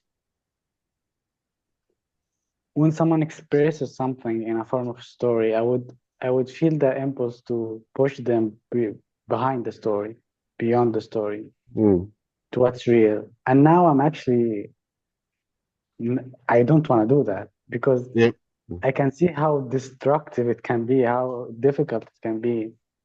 And some people are not ready to be pushed to.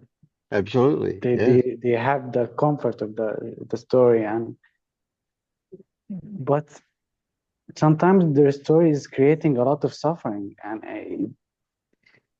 I sometimes I don't know. Like the other day with my grandma, she was saying again the same stuff about wanna stay in her home, and she was like on the verge of crying. And it's not about the home or anything. It's just she's feeling stuff. She doesn't have the tools or the knowledge or the capacity to feel them, and she's just in her head And when I told her that I'm moving out and I'm leaving, she's burst in crying, and I put my hand on her back, and I felt actually good that she's crying. Like she's finally just getting out all this pressure that she's feeling.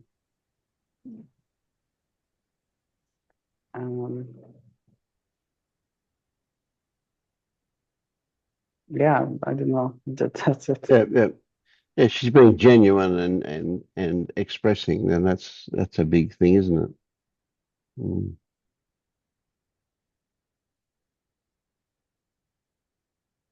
Yeah, I mean, you come across people all the time who are suffering because of believing pretty crazy stories. But these days, I can feel compassion for them, but I don't feel the need to try and fix them.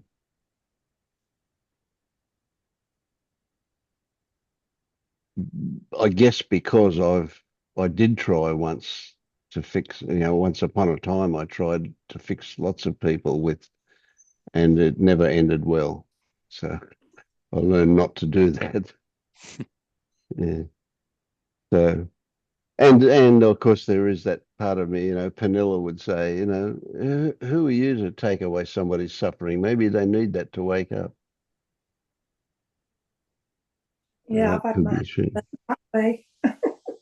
People, it can be a form of arrogance as well, Absolutely, yes, I think I agree. Yeah. You know that you know better, and I won't say I am a big rescuer. I'm not sure now, but I have that tendency to want to rescue people from pain because I've had a lot and I don't want them to feel it. But I'm kind of trying to explore at the moment suffering and taking the label off it of bad and good. Even with illness, I mean, I was in pain this morning, and illness has kind of taught me a lot. It's broken down my ego, and it's humbled me, And so in a way, sometimes I'm grateful for suffering, and sometimes, like now, I kind of think, well, where's the silver lining in this? Because there usually is. I mean, when you have long term suffering, like it keeps coming back, it's a bit more difficult. But yeah, I don't see suffering as such a bad thing anymore. I sometimes get quite excited for people that they're hitting up against something, and I know it's like they're going to come through something really good. They're learning in a way. Their ego's fighting back and giving them pain, and if you get enough pain, you'll step out of it. I'm trying to see it like that bit. Yeah, sometimes it's a bit difficult because this friend I was talking about, I know she has a lot of issues from her childhood. She is aware of it, but she has like too many projects at once, and then every time she calls me or she just leaves me like a voice message, and then I can hear that she's like totally devastated, and but I can still see that it's kind of yeah, she likes to tell me, and then I did that and that and that and that and that, and I also had to do this, and I think there is also some kind of definition of her personality via like always having too many projects. And of course, probably this has to do with diverting from something. But then, like over many years, it's always the same complaint, and it's always like in this voice that is like nearly collapsing, and then it's like, I mean, I don't say anything anymore, but it's like kind of sometimes hard to not say, darling, don't you think you are like doing so much to not get in touch with some important things? But I don't say this anymore. And it's like, yeah, it's not because I don't care, it's just because it won't change anything anyway. So yeah. and it also can be provoking sometimes. I mean, I think like working can be an addiction. And for example, when I quit drinking alcohol, I think I had to brainwash myself somehow. Like I also identified a lot with this in the beginning. And then I started to be super radical and missionary and wanting to tell my friends, you also have to quit drinking and you have a problem as well. Yeah, And yeah. it was like super, they were super pissed off because nobody wants to hear that and nobody wants anybody to mirror your addictive behavior or something. And then I also remember that when I was still drinking, a friend of mine quit drinking and he said the same to me. And I was really upset. I was like, yeah, but I'm not such a drinker as you are. And everybody has like this his mechanism to, I don't know, somehow cling to his behavior with whom he is so identified. So Sure, yeah. And usually when we want to fix somebody, it's because their pain provokes some pain in us, and it's our own pain that we're wanting to fix rather than theirs. You know, that's a very general kind of broad brush, but you know, it's probably like worth looking at. Because fixing them is our way of escaping our own pain.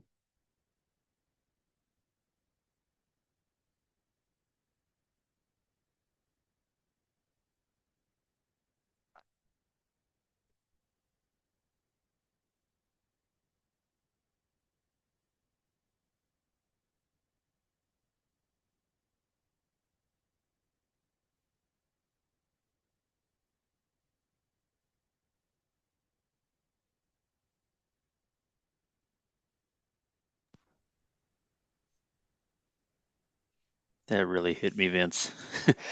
Thinking about times throughout my daughter's lives, middle school, they're just struggling with friendships and other things, and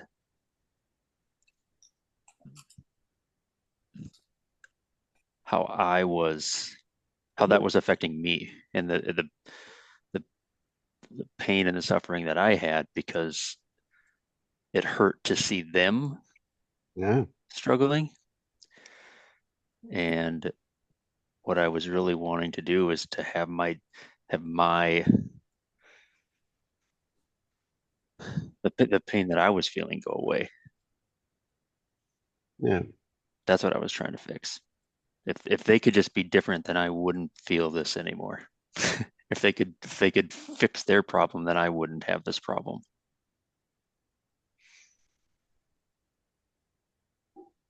Yeah, it's an interesting one, isn't it? I mean, is it just mirror neurons, or is it triggering out something in us?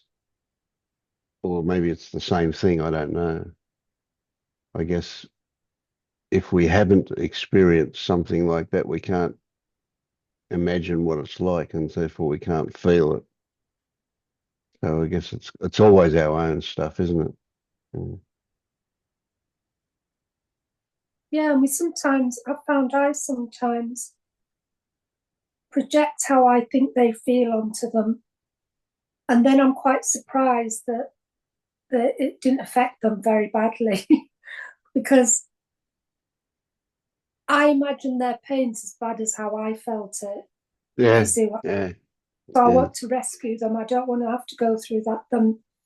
To have to go through that pain, because I believe I can see a way out of it because I've been through it.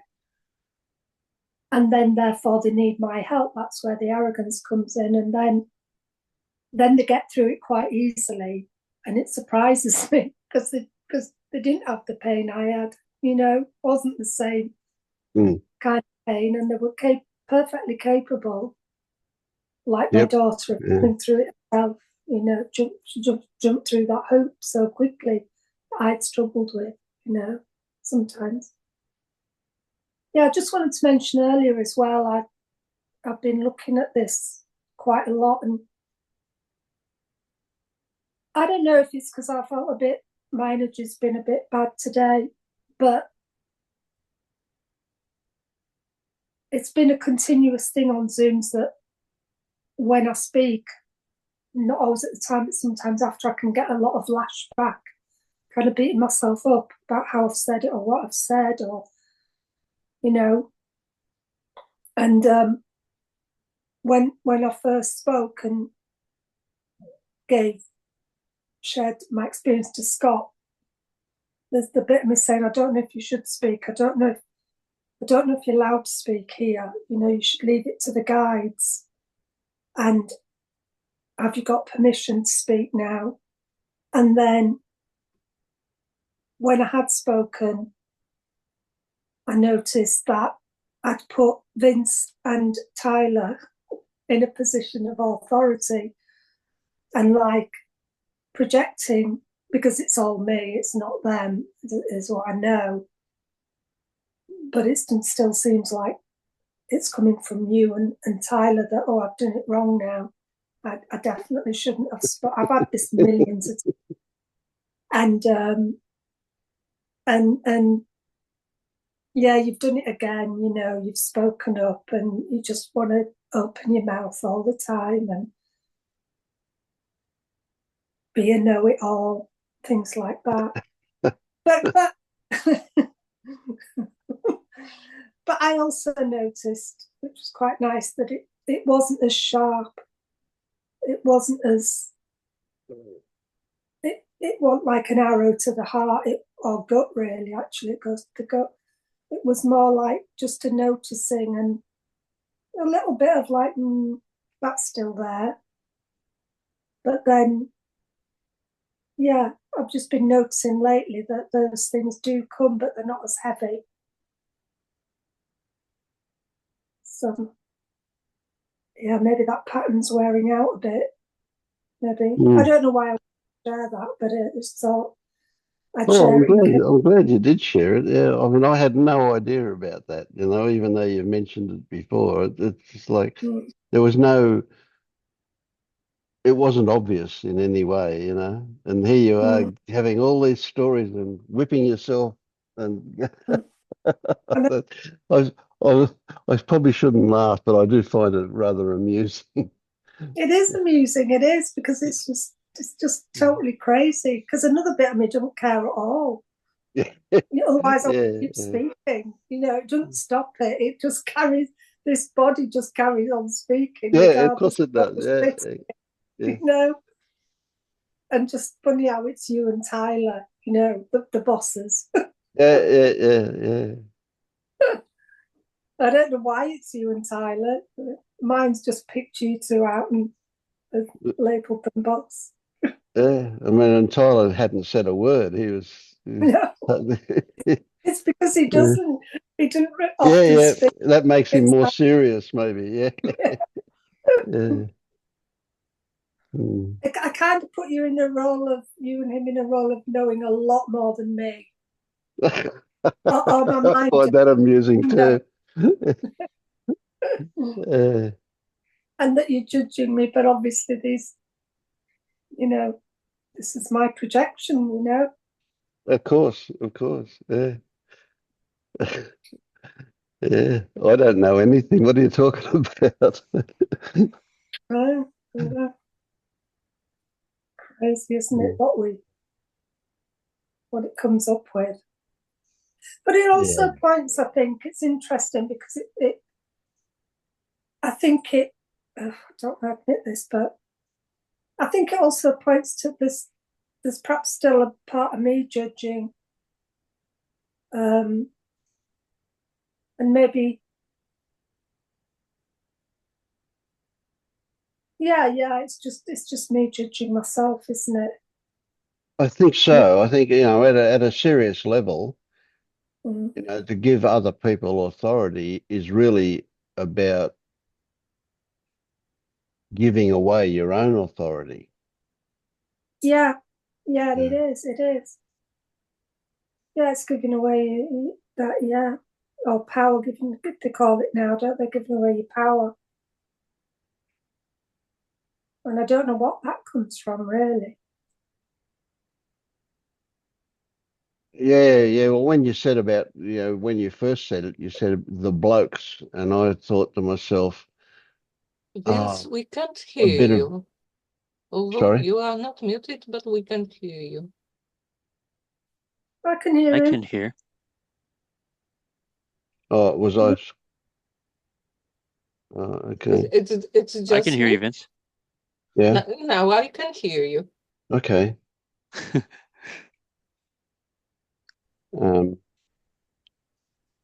Yeah, I wondered about misogyny, you know, I wondered about coming from a woman that gives men some authority that, Yeah, I'm not sure because I've had it with women. It's a long time pattern in you know, spiritual or non-duality. You know, there are some more enlightened. Yeah,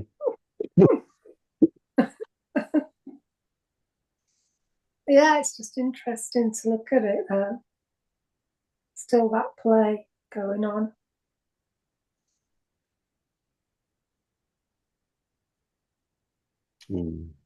That all resonates with me, and I've had those same or similar experiences when I start talking or sharing thoughts. There was some subtle stuff, even like earlier in this call, you had mentioned when you were sharing with Scott. I had some similar things while I was talking, wondering, oh no, like, am I being judged? Am I saying the wrong thing? Is this even helpful? Not only is it not, it was beyond just like, is this helpful? Is this potentially harmful? Like, am I saying something that, wow. And thanks for saying that, Jeremy, because that made me realize there's still, that's really given me an insight because there's still that good and bad, isn't there? That belief in good, you can get it right or wrong, good or bad. So it's kind of limiting your freedom. Not you, I'm saying you, but me, limiting my freedom.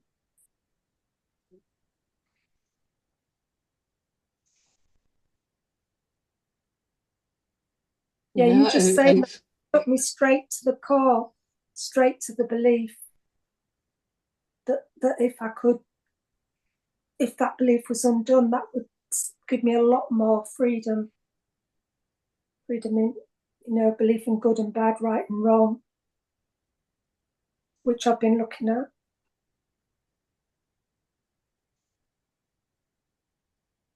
Yeah. So thanks for saying that. I'm puzzled, you know, because I can't relate to that at all. You know, it just, no matter how hard I look, I don't think about what I'm going to say, and I never consider whether it's good or bad. It's just, it is what it is, what it is. Yeah, but I don't think about what I'm going to say. It just comes out. But but when it's come out, when it's escaped from my mouth, that's when there's a commentary. And not all the time. Sometimes there's no commentary, and sometimes, and I've noticed if I'm ill or low energy, there's more commentary like that.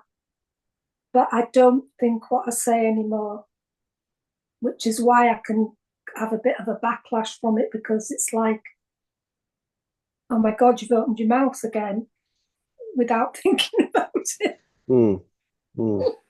without censoring. I do notice that I speak differently to different people. So Bianca was just going to pull me up on that. I do have, but I still don't think about what I'm going to say, but it comes out differently because I'm talking to Bianca instead of Scott or whatever, whoever I'm talking to, it comes out differently, but there's no consideration and there's not any, I don't know, maybe there is some commentary, but it's certainly not a big and noticeable. Well, Yeah, but I would but say you're your thinking about it went on autopilot. Could be that it's just on autopilot, yeah.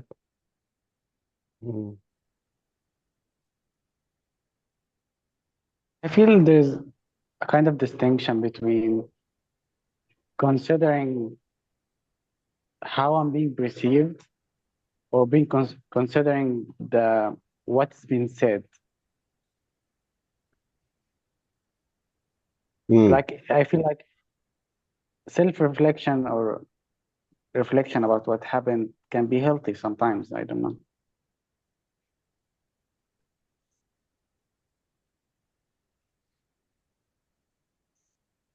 But maybe we should not forget that this is like the internet. It's not a real meeting. I mean, there can be some weird or awkward things in the communication. For example, when you said, and that sometimes there is no reaction, or it's not so easy to communicate between all of us, because it's always like someone is speaking and then someone is commenting, but it's not the same as being in the same room and having all the other information of this person. And I mean, I worked in the pandemic a lot with, I studied, I had like other students that attended the same courses, for example. And when the lockdown ended, for the first time, I saw those students in a real university and the professor, and then it was like a totally different thing. It was really like, what? Like, that's my professor? And even the voice sounded completely different than in Zoom. So, I mean, I still feel that there is communication and connection and so on, but it's not the same as a real meeting. Well, there's more threat for the fear of being judged, isn't there? Condemned, outcast, and rejected. That's the base fear. Yeah, I always feel like I'm in a frame and it's just like this extract, and it feels more like, okay, the limelight is now here and you have to speak. Yeah, you feel more judged automatically, maybe. Yeah. There's a lot less body language to notice on Zoom than there would be if I was seeing your whole body all the time. People's hands are often out of sight, or just the way we sit. I mean, you can't see it with this, but yeah, people sit with my legs up on the lounge. For me, Zoom is like talking with someone while having a mirror in front of me. Yeah. Oh, I must say, the most, but I can see myself. Yeah. I must say, I avoid looking at myself in Zoom. It seems like I do. Yeah. Well, as well, there's not as much people pleasing going on Zoom, is there? Because if you sat in front of someone, there can be a natural sort of agreement goes on. Yeah. Like people, oh yeah, I know what you mean. Yeah, I did that, and the flows. There can be people pleasing in, but you don't have to people please here because we're friends, but we're not in location friends. If you see what I mean. There's no contract. Yeah, I didn't want to. I mean, I said it's not a real meeting. That's not adequate. Maybe like it is a real meeting, and Yeah, but it's different. So I get it. I get what you meant. Yeah. See what you meant.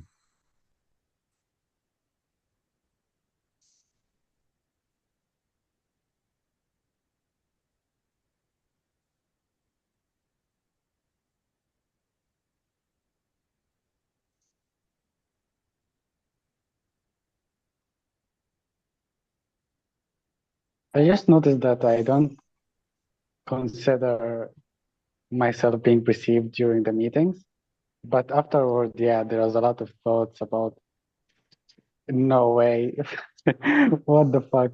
But I don't know. Like, first being here, I was very anxious, but I don't know. Maybe I got used to it. I'm not sure. Or maybe because I hide my screen. Hard to say. Yeah. I mean, you seem like a totally different person to me now than you used to a long time ago. You know, you came across as very shy before, and that's gone. You know, that's not there now. Yeah. Maybe it's just my perception too. I've been surprised how much you've changed from his. I'm totally different. Lighter up here. And sometimes But you that ask, happens to me after as well. That happens to me as well, Ramez. I don't even think about it at the time. I'm quite shocked when it happens after. It's like I've had this little note taker. Yeah, I didn't like that about what she did, and no, that didn't quite work, did it? And then it comes back to me afterward and reports everything back to me.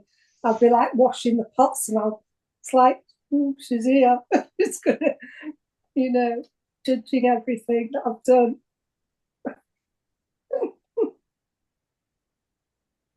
Russell Brand once did a brilliant sketch of this, and he said, like, lady, I'm not a Russell Brand fan particularly, but he said some funny things, and he was lady. He said, it's when you go to bed and you lay night and you're just having a nice sleep, you're just dropping off, and then something just taps you on the shoulder and goes, Russell, remember what you did at 3 o'clock this afternoon. And relates all the bad things he's done through the day. It's like that, isn't it?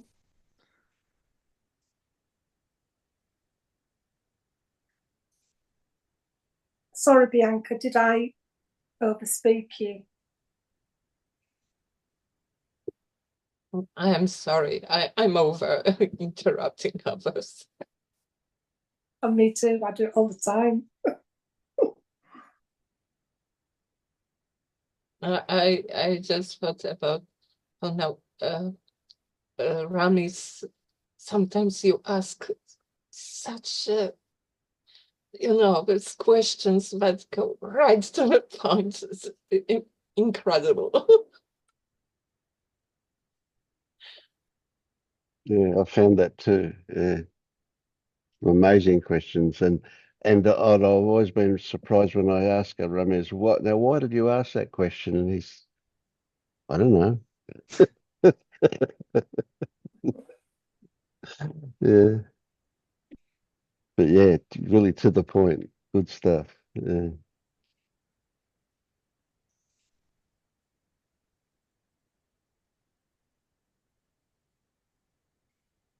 Yeah, I also think about authorities. You know, I rather take a role of the rebel, or trickster. Maybe that's too much to say. Rebel. I like to play this role. Yeah, yeah. So do you wear your But motorcycle jacket or do you put on a clown mask? no, that would be boring. I rebel against. Yeah. Yeah. Yeah, I can see the rebel in you. There's also this. I can hurt someone. I'm afraid of that. Yeah.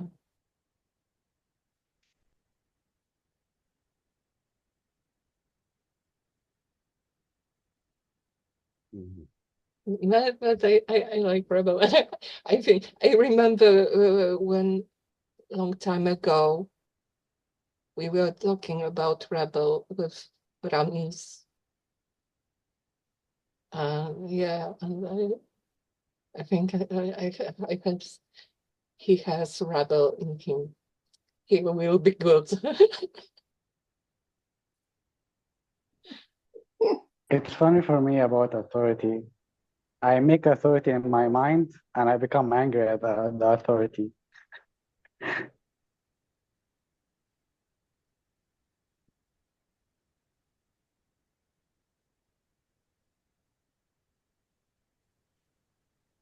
So is that because authority is constricting or why? What are your thoughts about? Why do you I don't know, respond to it's authority with like anger? when I expect someone knows more than me or looking up to them, I immediately become angry at them. They didn't do anything. I just put them there and I become angry at them.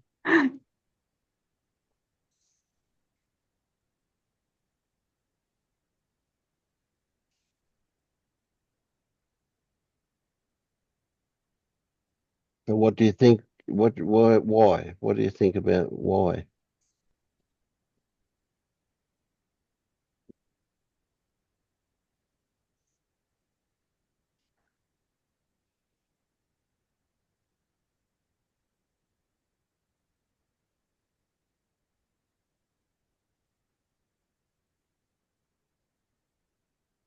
Maybe expectations.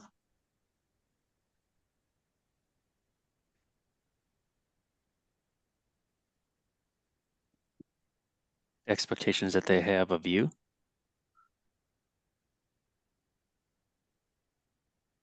It's of me and my expectation of them.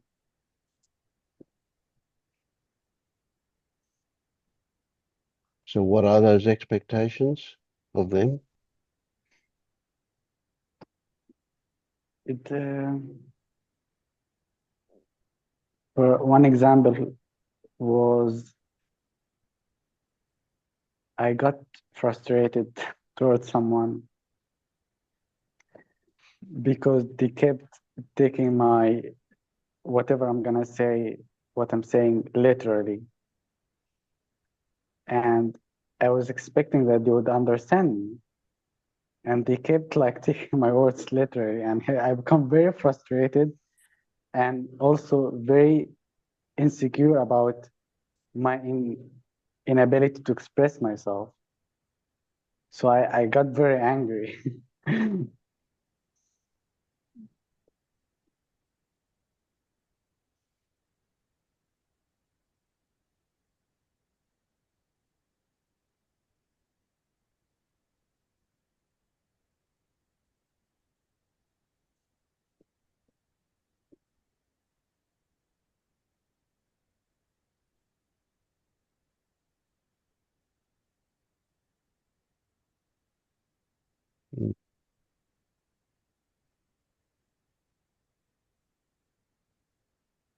So is that the rebel in you that Bianca was referring to? Do you rebel against authority?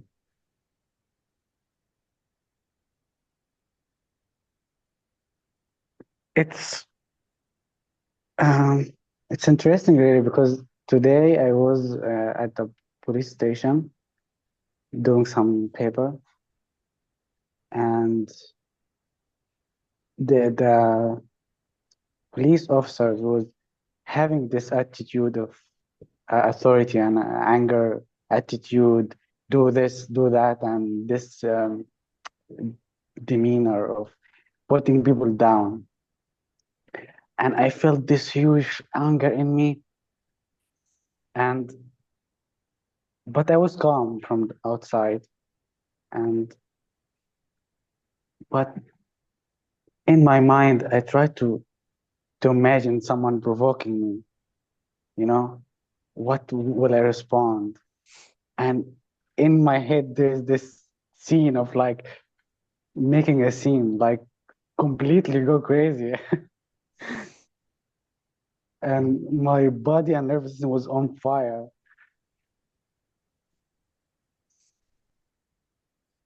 So would you say that it's something to do with that people in authority, generally speaking, don't give credibility to humanity?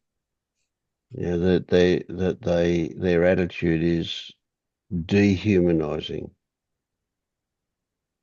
This is a big projection on my part, I think. Yeah, it's like they take pleasure in humiliating people. Yeah, it's about power for them. And I came back and I sat with this anger, and I expressed anger the first time I ever expressed in my life. Like until now, my throat is sore from the screaming I did. Okay. Yeah.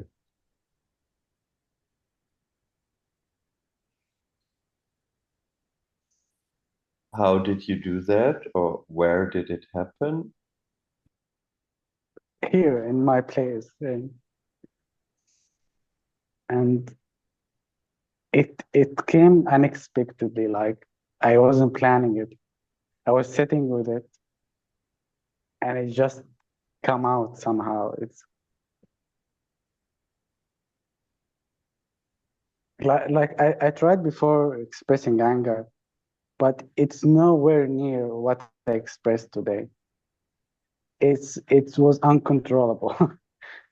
Like before, I felt like I'm playing the anger, like I'm trying to play the anger. No, the anger was playing me, and today.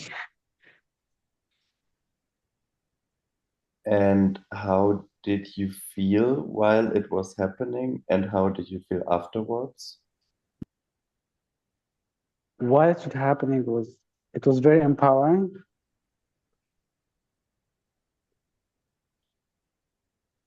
I wasn't very much really commenting what's happening. I was very into it. But then I started crying, and it was very painful. And it's like the nervous system like shut down and the throat closed again. And it felt very uncomfortable afterwards.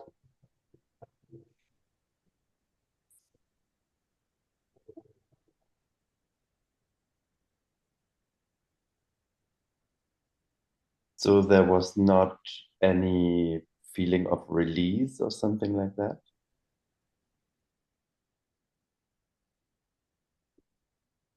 I'm not sure. Maybe during the anger,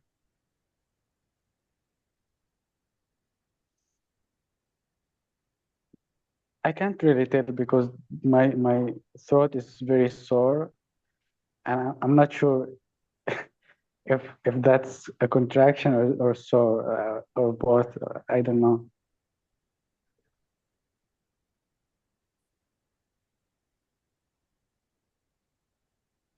Well, in spite of the sore throat, it's really good that you didn't hold it in. It's good that you were able to let it out. That's valuable.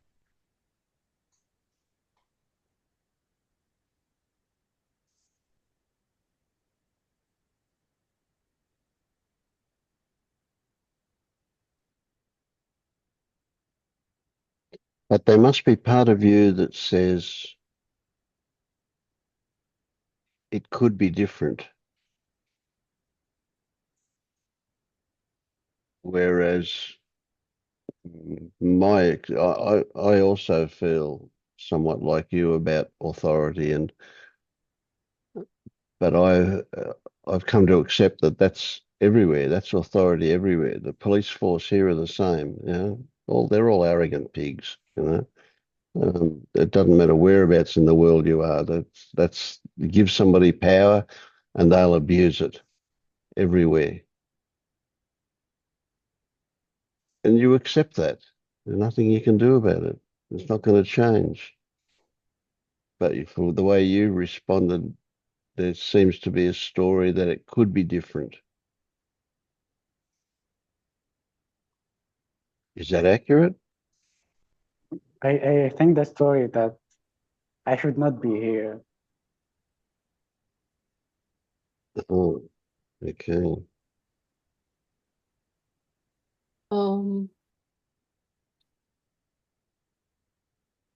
There's a couple of things. So I'm not about this being so.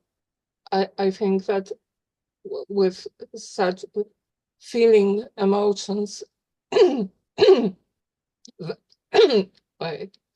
feeling emotions and having an outburst, the last part is also important, to let the body rest. Mm. If I'm crying a lot or something, it's the last part. But I think that we want, to shake it off and prance merrily away. But it's shake it off and rest, because this shaking is exhausting. Mm. But that finishes. But Ramiz said that he contracted again afterwards. He didn't relax and rest after. I did shake. I did TRE afterwards and rest. But okay. Just wanted to make sure. That helped the body in general, but the contraction, I'm not sure really.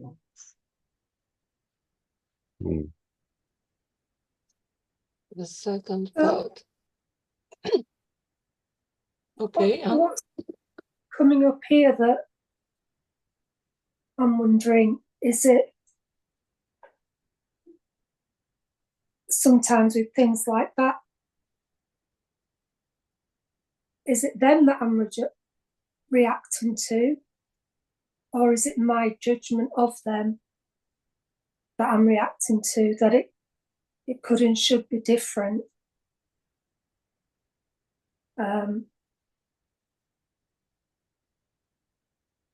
It's a bit of a weird one for me, this. Like, and sometimes get angry about my reaction.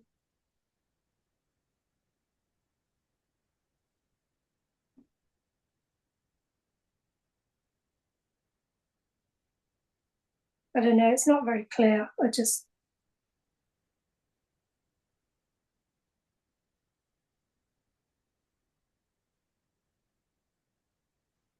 almost like I've been sucked into something. And then that's causing the body pain and suffering. Not them, although I'm not sure. Is it them or is it my judgment of them that's causing me pain? Because at the end of the day, it's the pain and suffering that I don't want. It could be wanted free. both too. It wouldn't have to be just one. Sorry. Sorry, I'll just have to get the door.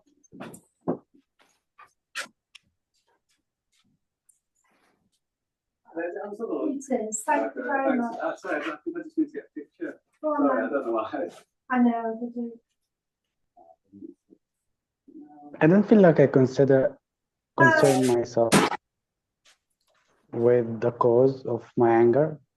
Like I didn't care if it was because of the police station or because it already is there. It's just there's anger.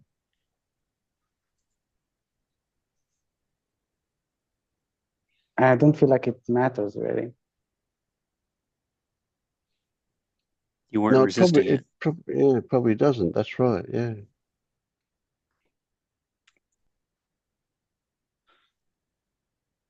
You're on mute, Ann.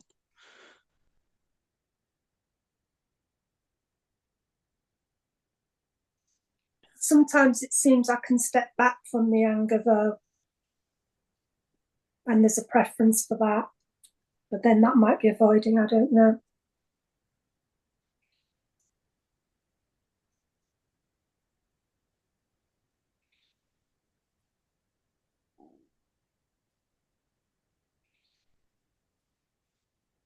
Anger is very exhausting. Like whenever I feel angry, I feel like I need 1 year to just recover from the anger.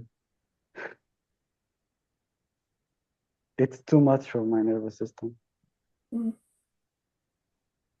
Yeah, me too. Well, it's whole body, isn't it? When anger is absolutely consuming at that level, when you're screaming, when you're shaking, when your whole body is involved, everything is involved, and there's contraction, there's huge contraction. And it can be almost could break a bone, the amount of contraction involved with intense anger.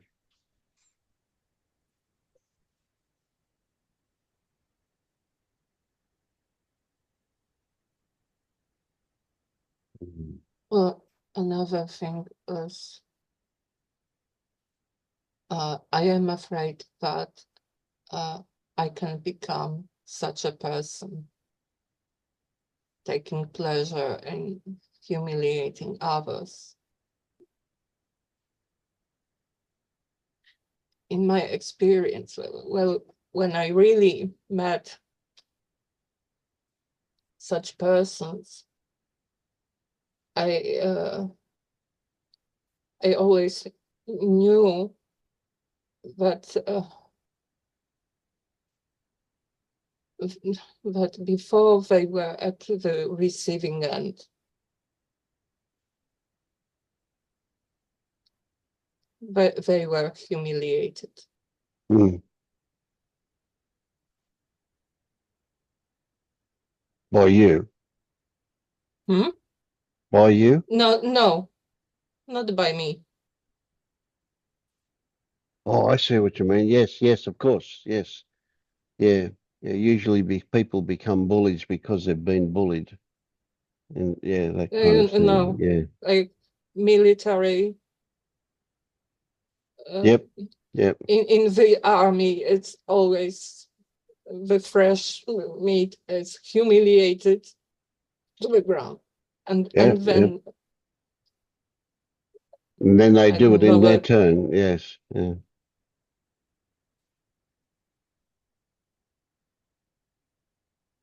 and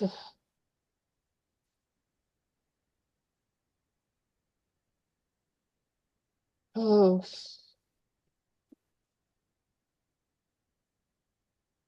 and I was humiliating others in my life. It was stupidly, and it also worked the other way. It turned on me.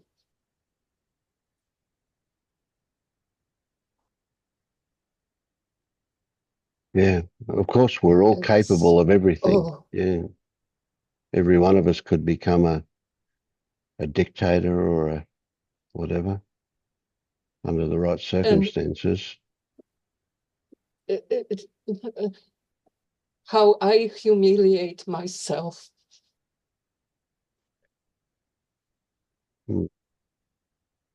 I feel like it's like a natural dynamic. It's like the strong and weak dynamic. Like when someone perceives someone strong, they play the weak part, and the other way around. And I remember something in my childhood, and also seeing it in children, that I don't remember exact memory, but I feel like I remember it as feeling. When I see someone who's I perceive weaker than me, I feel this energy to be the strong one, to mock them or make them less than.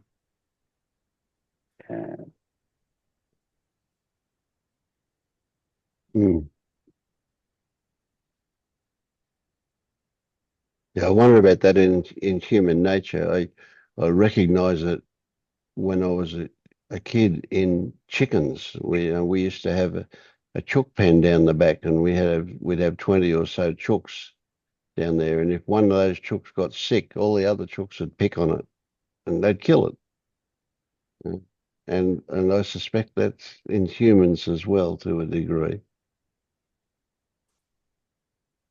But when I imagine it, it feels really painful and uncomfortable to play the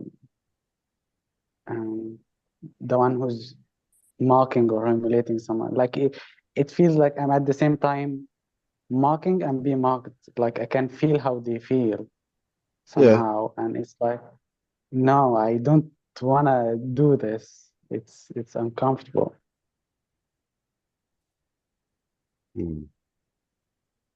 There's something that just clicked for me in that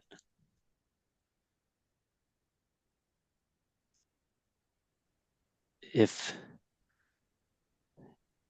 any given sensation is deemed as a problem that needs to change, then there are habitual learned reactions to that are good at distracting from or like providing temporary relief from that discomfort, that suffering, those uncomfortable sensations. And that will happen if those sensations are a problem, if you interpret those sensations as a problem that needs to be solved. The solution to it will be whatever is appropriate to solve that sensation. So if you're in a position of power and you're feeling some sensations that you're interpreting as some story that tells you that you're weak or that you're not good enough, you're going to take the action to prove to yourself that you are good enough, even if that means like hurting somebody else, because that solves the problem of the weakness and the discomfort from that. But if you can acknowledge and accept and welcome those sensations and those stories that come up and not see it as a problem, then the reaction is so different. It's not a problem anymore. And so there's no need to react to it. And the thing that hit me was just how pervasive that is.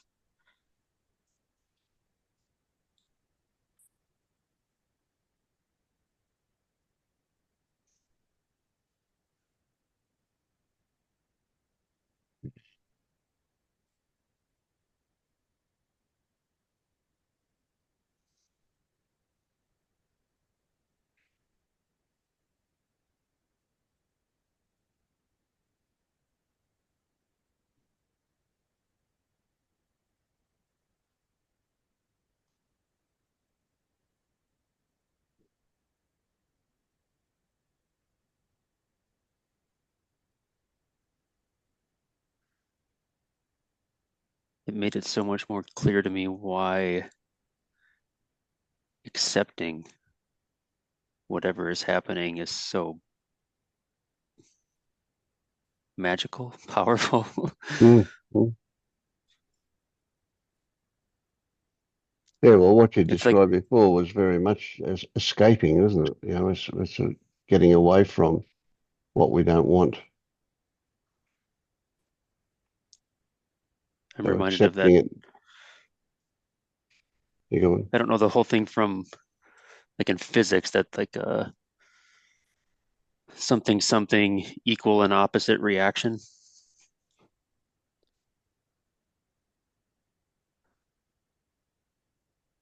And now I just lost lost that train of thought, but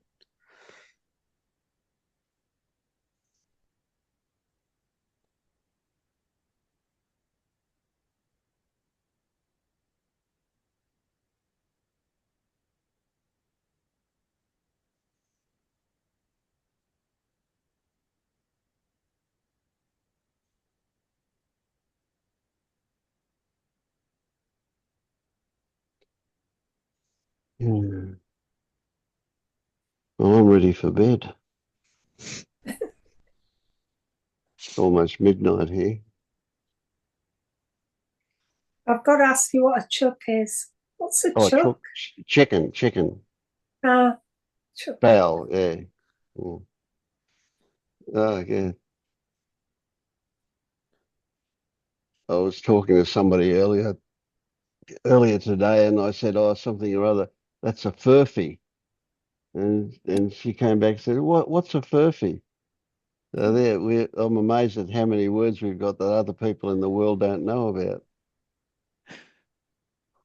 What is it? A cat? A furphy? Yeah. Bullshit. And a chook's a chicken. You don't know what a chook is. What do you call chickens? Chickens, I suppose.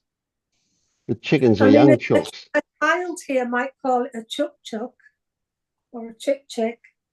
Okay, It's a chicken. yeah. Tok, tok. Yeah, one of So them. fur is bullshit. So if you say to someone, well, that's fur, instead of saying Furphy. that's bullshit, furphy, that's bullshit. Yeah, well, you say it's misleading is what you really mean by that. Right. A furphy Furphy. is something that's misleading. Yeah, Oh, I'll yeah. have But to when look she them up. asked me what it meant, I couldn't kind of think. Well, how do you say it? You know? Yeah, it's just yeah.